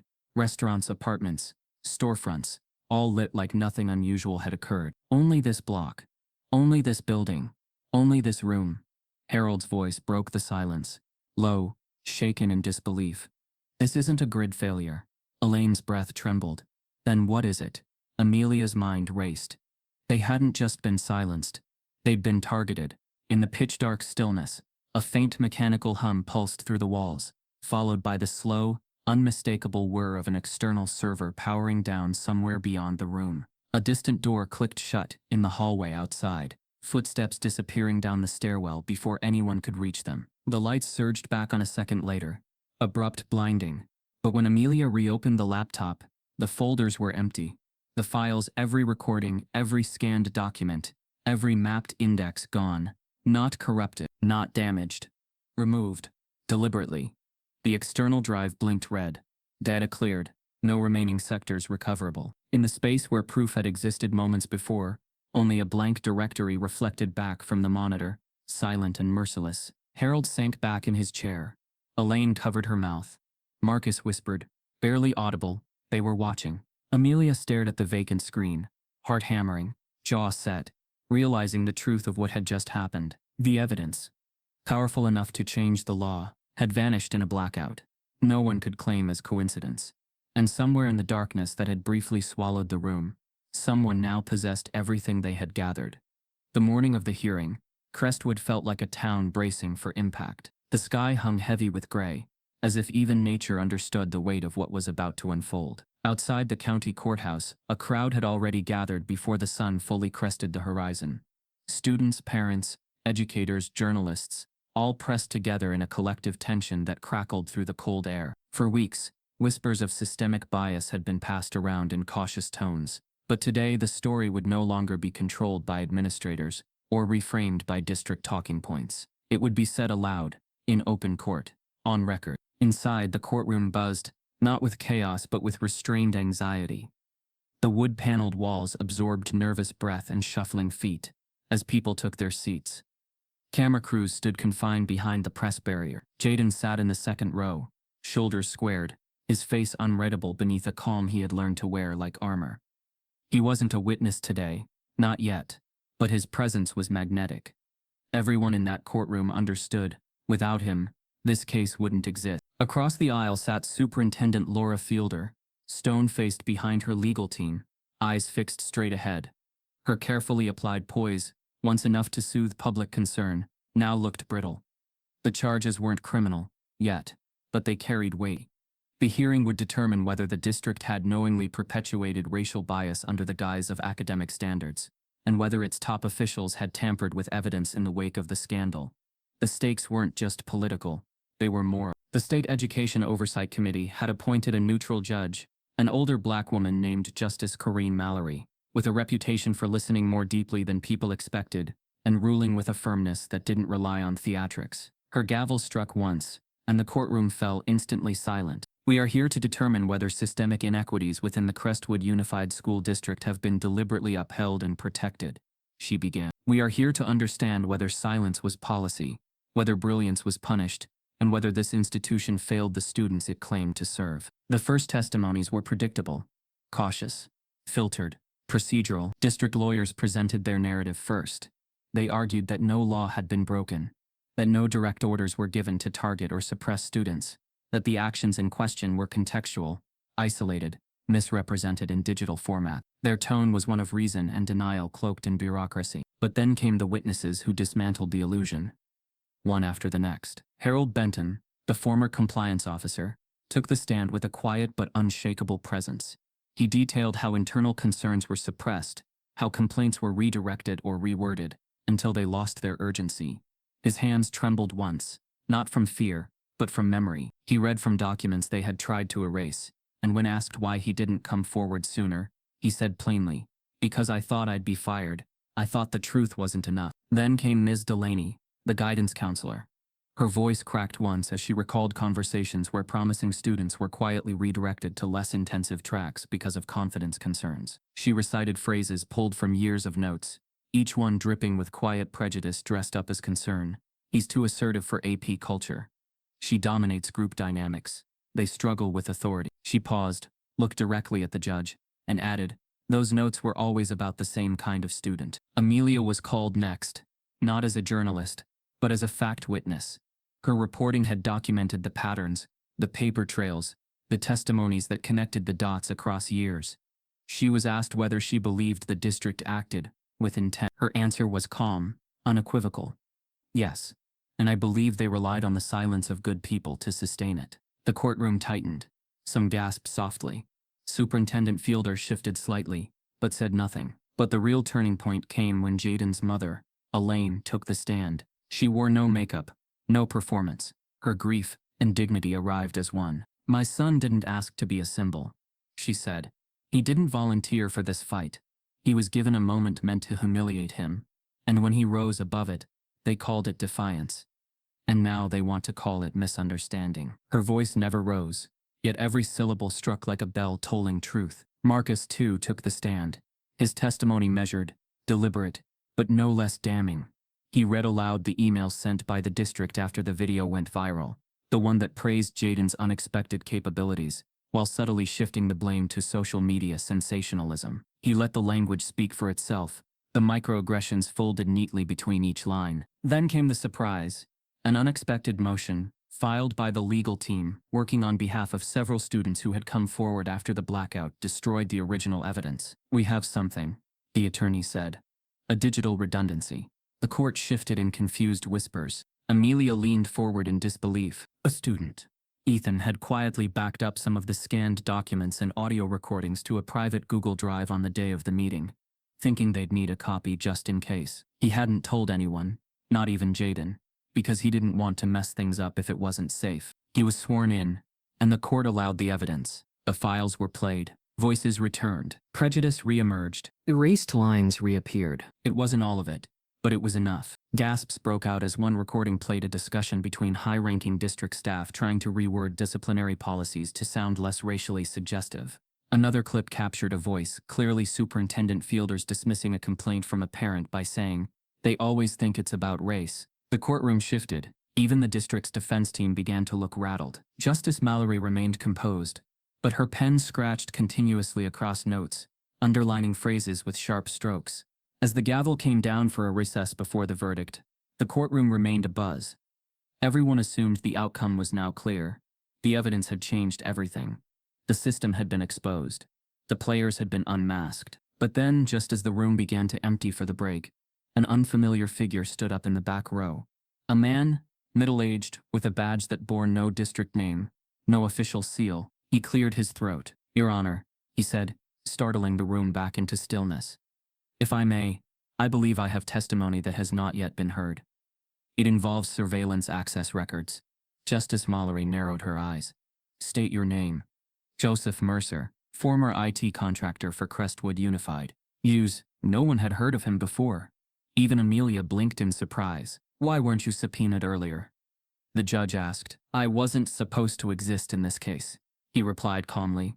"My position was classified as external, but I saw the blackout logs.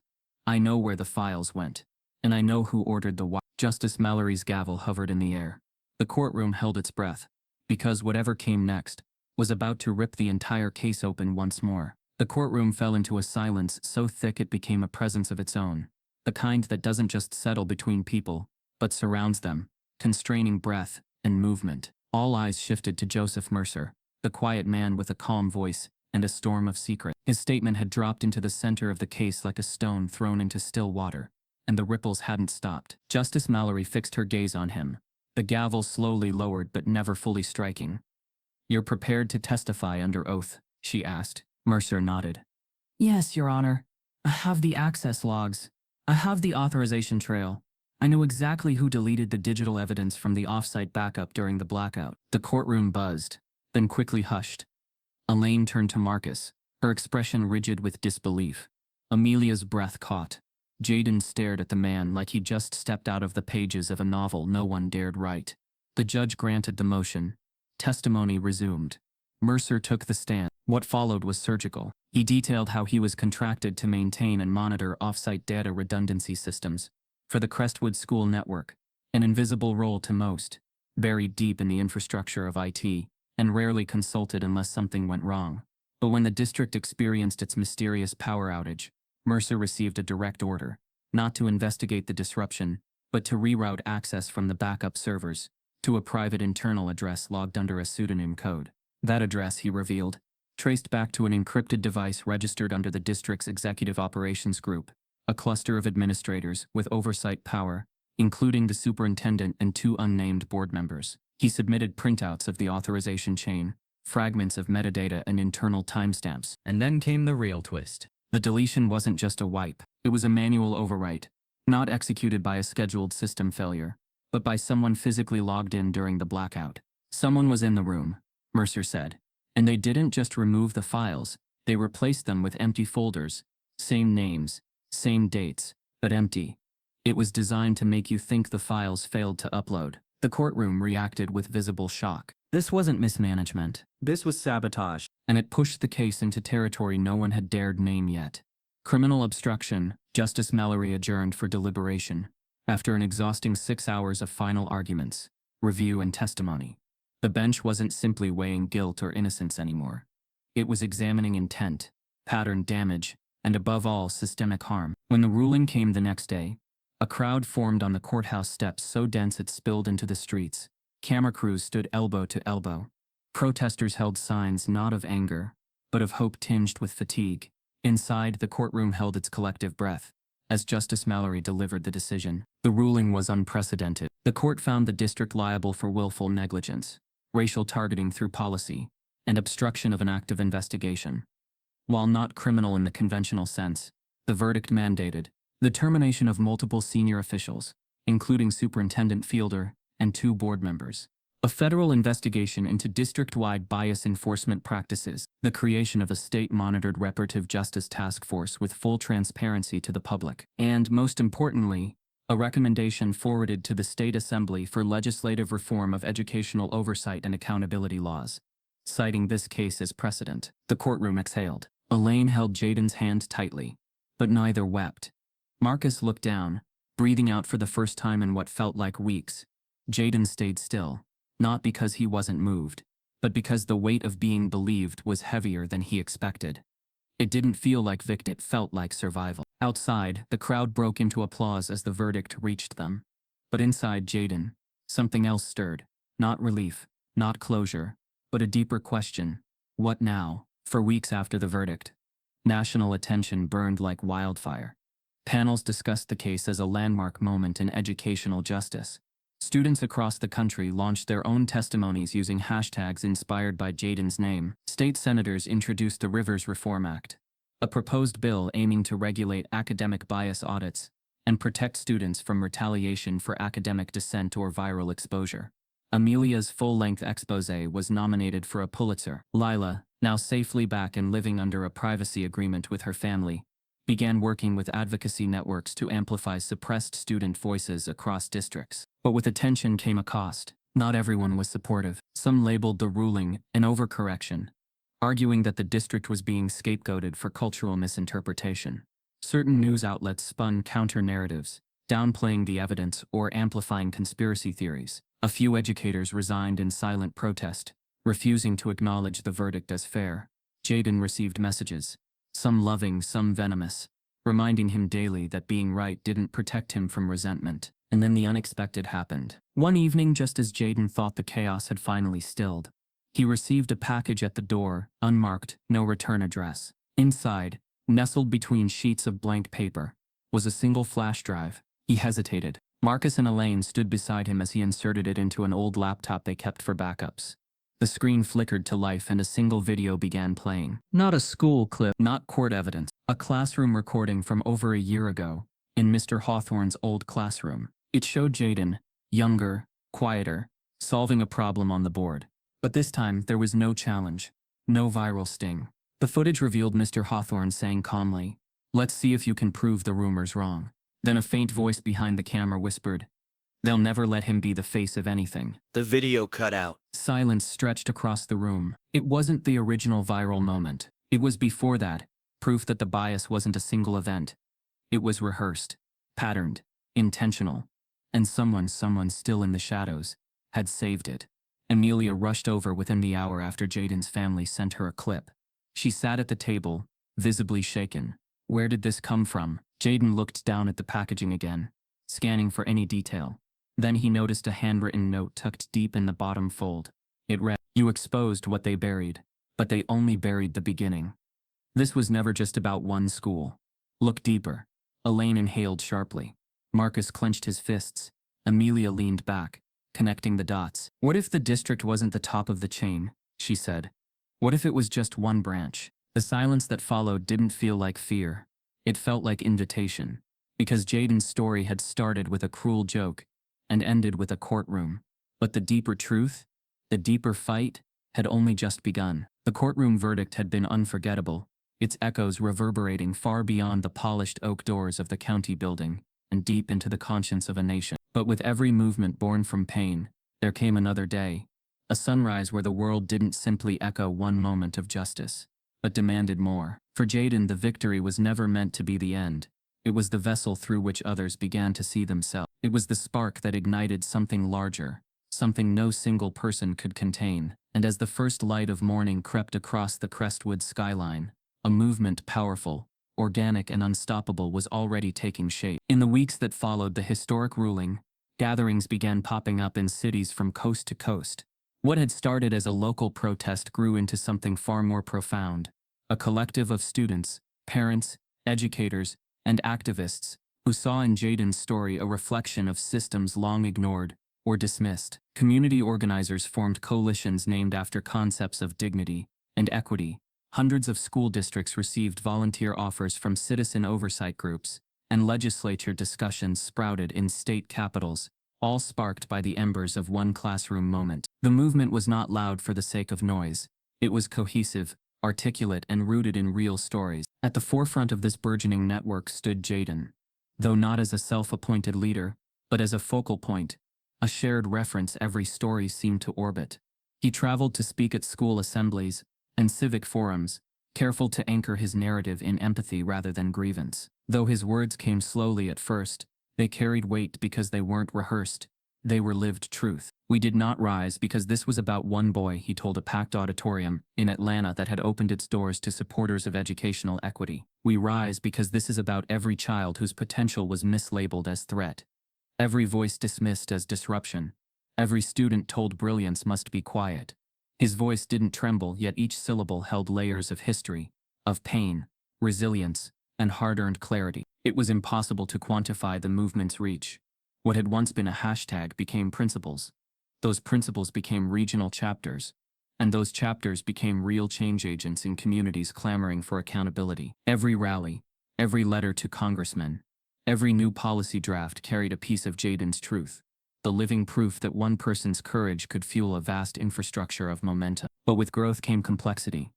People who had once stayed silent now demanded leadership. Voices rose with different expectations, sometimes conflicting, sometimes raw with emotion.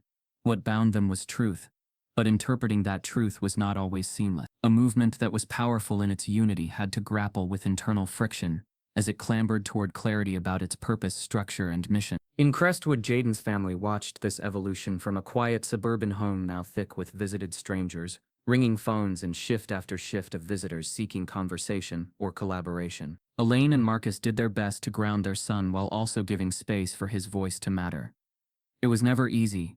An adolescent navigated into adulthood by circumstance he never asked for. Yet the world demanded his presence in every room of reform and reformers. Don't become the movement, his father said one evening as they gathered dinner in the kitchen, its windows open to a warm twilight breeze. Remember, the movement comes from you, but you remain you, not its property. Marcus's words were simple, but they carried the burden of wisdom acquired through quiet struggles, not meant for public consumption. Elaine, beside them, looked toward Jaden with equal parts pride and concern. They will lean on you, she said, and many will place you on a pedestal. But pedestals are dangerous. They make people forget that the strength you have comes from truth, not perfection. Her reassurance was not softness, but a reminder that strength had limits, and that authenticity would sustain him when others tried to claim ownership of his journey. While Jaden continued to speak, connect and uplift, the movement itself began drafting proposals. The Rivers Resolution, Educational Equity Mandate, Bias Mitigation Frameworks, names that carried his story into the architecture of law. Policymakers engaged in tense discussions in state houses and national forums, guided by evidence once attempted to be erased, now resurrected in testimony and statute. What had been dismissed as overheated opinion became structural scrutiny enforced by legal minds and compassionate educators alike. Amelia watched all this unfold with awe, but also with caution. She traveled with him to speak on panels, captured moments through lenses that respected dignity, and wrote pieces that stitched the movement's heart with its reason. Her voice remained steady as truth kept reshaping itself in real time, and yet she saw undercurrents many hoped would remain quiet. Growth, she knew, can also expose vulnerability, and an idea once elevated can be weaponized if not protected by clarity and conscience. But the tide was unstoppable. A major turning point came when the movement succeeded in convincing a coalition of state representatives to bring the Rivers Resolution to a vote. The proposal outlined concrete measures, mandatory bias training with transparent audits, anonymous reporting protections for students and staff, independent oversight boards with community representation, and punitive measures for documented discrimination. Entire districts began preparing for restructuring. Even districts once resistant to acknowledging bias now found themselves modifying policies under public pressure. People gathered outside legislative chambers, holding signs that read, "Equity is not optional. Bias undoes brilliance, and our children deserve truth." These weren't fringe slogans. They were declarations of self-worth that families placed on the line for every child whose promise had been discounted. But as the resolution gained traction, the opposition, once buried in quiet denial, began to coalesce with surprising precision. A well-organized counter-coalition emerged across social media platforms and private forums. They claimed the movement was overreaching, weaponizing emotion, and undermining teacher authority. Anonymous accounts amplified narratives suggesting the Rivers case was an outlier twisted into mainstream controversy for personal gain. In some circles, the original story was contorted into something far removed from truth, a classic tactic of denial and distortion. Jaden could feel the shift, not in numbers, but in tone. People who once stood quietly in support now questioned whether the movement went too far, or if societal pressure had warped education policy. Panels he spoke on began receiving pushback from commentators who had never met him, never walked a day in his shoes, yet claimed expertise on intention and consequence. One evening, at a community town hall in Cleveland, a teacher stood up during the Q&A and said with quivering emotion, "Why must every failure be labeled racism? Sometimes a joke is just a joke." The crowd trembled, some in anger, others in discomfort, and many in stark realization that the movement's path would no longer be linear or uncontested. Jaden felt the weight of that moment deeply. He wasn't prepared for detractors who didn't just question policy, but questioned the very legitimacy of emotion, lived experience, and the earnest truth behind his story. The Rivers movement, once fueled by shared outrage and healing, now faced its most complex challenge yet: interpretation politics, the terrain where truth becomes entangled with personal belief and social rhetoric, where every narrative shift could splinter unity, and where every supporter could be pulled into defense rather than reform. It was during one late-night conversation with Amelia that the unexpected twist rattled all certainty. They were reviewing strategies for addressing misinformation currents when her phone buzzed with a message from an unknown number. "If you want the next level of truth, look beyond education. It's all connected." Attached was a link. Amelia hesitated. Jaden watched her thumb hover over the screen. Then she showed him the preview text.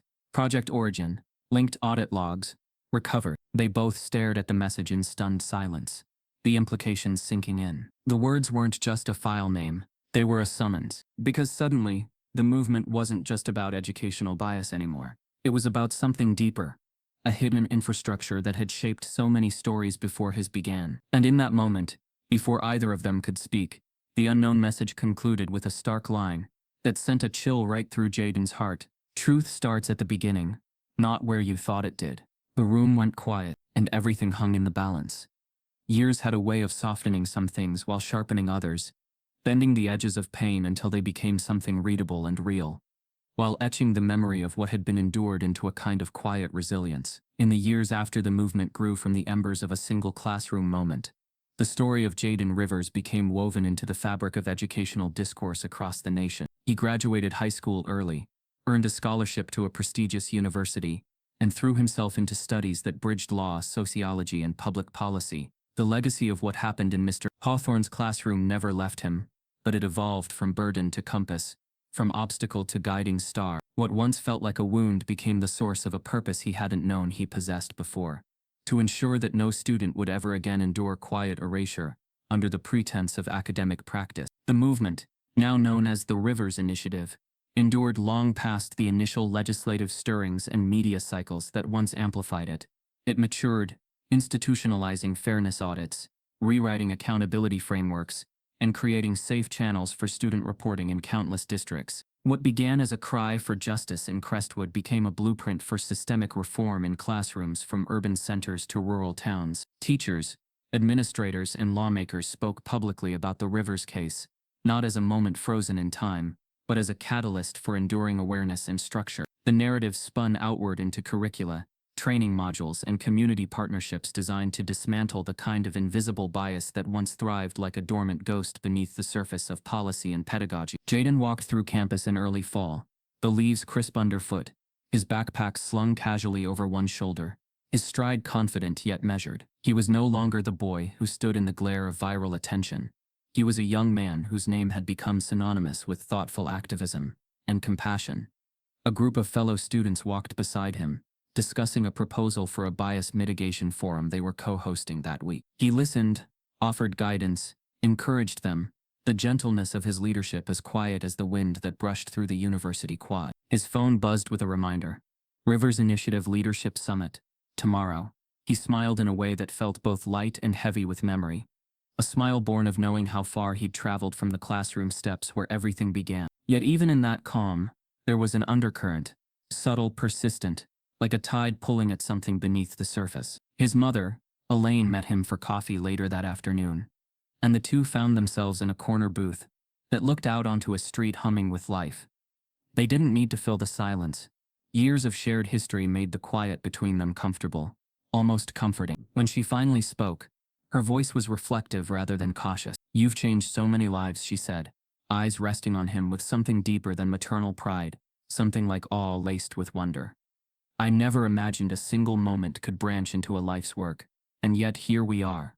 Jaden stirred his drink thoughtfully before responding. "It feels surreal sometimes," he admitted, "like I'm living in a world that once belonged only to dreams I was afraid to name." Elaine nodded, a soft smile brushing her lips. "You've endured so much. You deserve every good thing here. But you know, stories like ours don't end neatly. They evolve. And sometimes what we think we've resolved circles back unexpectedly." Her words didn't alarm him. Not yet. Jaden had learned to steward caution without fear. But even as he responded with a reassuring laugh, a text notification blinked on his phone. "Urgent contact Rivers Initiative.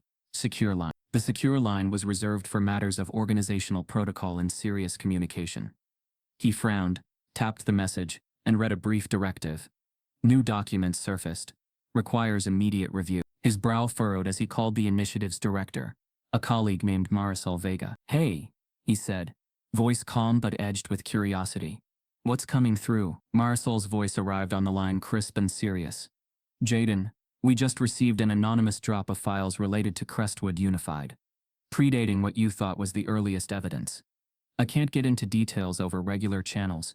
We need to meet." He felt a subtle shift inside, not shock, but the subtle opening of an old wound tempered now with readiness rather than panic. "Where?" he asked. "Conference room. 30 minutes. The call ended. Jaden inhaled, exhaled, and looked out the coffee shop window as though the trees beyond, glowing in autumn gold, held a secret he was just beginning to glimpse. When he arrived at the initiative's headquarters, a refurbished building that once housed a neglected community center, Marisol was waiting with two other team members, both with murmured expressions that suggested gravity without alarm. Marisol didn't waste words. "These documents were dropped in our secure mailbox last night," she said, placing a thick envelope on the table. "They came with no sender information. Only one line. You missed the origin." Jaden's pulse quickened, not from fear but from a sense that something previously unseen was surfacing into sight. Marisol pulled out the first document, a stack of printed pages, unmarked, dated, and bearing the Crestwood Unified letterhead from years earlier than anyone knew bias reports existed. These precede the files we thought had been the first, she explained, and they include references to a policy framework that was circulated privately, titled Priority Student Strategy. The room's energy tightened, a collective exhale just before truth breaks into view. "One moment," Jaden said, his voice steady but layered, a catalyst of introspection and awe at the weight of what lay ahead. "Show us the first page." Marisol handed it to him. The words were typed in formal educational language, but the implications were stark. Priority Student Strategy. Implement targeted interventions for students identified as high engagement risk. Focus on behavioral recalibration through academic challenge protocols. Objective: maintain instructional dominance and mitigate disproportionate academic disruption. Target profiles: include demographic indicators of race and socioeconomic status. Jaden's breath caught, not because of shock, but because recognition formed in his mind with the precision of remembered pain. This wasn't an obscure document. It was a blueprint, one that predated every move they had traced so far. This was not reactionary bias. This was planned, documented, and disseminated long before the viral clip ever existed. "Who did this?" one team member whispered. Marisol pursed her lips, her gaze grave. "We don't know yet. But this document predates every known complaint, meaning the culture we fought against wasn't just a byproduct. It was intentional." Jaden stared at the words, as a chill rose. Not fear but recognition that the map of his life's journey was deeper and wider than he ever imagined. Then another paper fell out of the stack and slid across the table toward him. On it, a handwritten notation in faded ink. "Create envelope for exposure at time benefiting systemic recalibration. Do not destroy evidence. Embed within administrative cycle. It will surface when time is right." Jaden looked up, eyes unfocused for a moment, as realization sharpened. "This wasn't lost," Marisol said quietly. "It was planted," Jaden corrected, the truth sinking in with a kind of reluctant clarity. Marisol nodded. "And whoever did this wasn't afraid of discovery. They planned for it." A low rumble of tension spread through the room, not just from what the document said, but from what it implied, that the bias was not only institutionalized, but orchestrated, that the system once viewed as bureaucratic inertia had operated with intentional design. Jaden exhaled slowly, his mind reaching beyond decades. "What does this mean for everything we built?" he whispered. Marisol looked at him, empathy and steel wrapped in her eyes. "It means this movement touches layers we never imagined, layers beneath those policies. This isn't just educational bias. This is part of a larger structure, connected to how systems prioritize, conceal, and manage outcomes across sectors." Before he could respond, the phone on the table buzzed with an alert from an encrypted news platform. "Breaking, anonymous source claims document leak reveals nationwide priority student strategy, calls for federal inquiry." The headline appeared before them like an exclamation mark in a long sentence of revelation. Jaden's head swam with the convergence of past and present, intentional planning and unintended consequence. Marisol placed a hand beside the document. "Whatever comes next," she said softly, "we cannot step back now. The world will be watching." Jaden closed his eyes for a moment, not in fear but in recognition of how vast the landscape had become, how deep the roots ran, and how much more was at stake than he ever imagined on that first day at school. He opened them again, not as a boy who solved a math problem, but as a young man facing the vast architecture that had shaped every moment since. And just as he inhaled to speak, the encrypted alert flickered again on the screen. "New message received. Priority Student Strategy Origin File. Class-ID source identified." Jaden's gaze faltered as he read the sender tag. From District Executive Operations Group. Act. A name began to form in his mind as dread and understanding collided.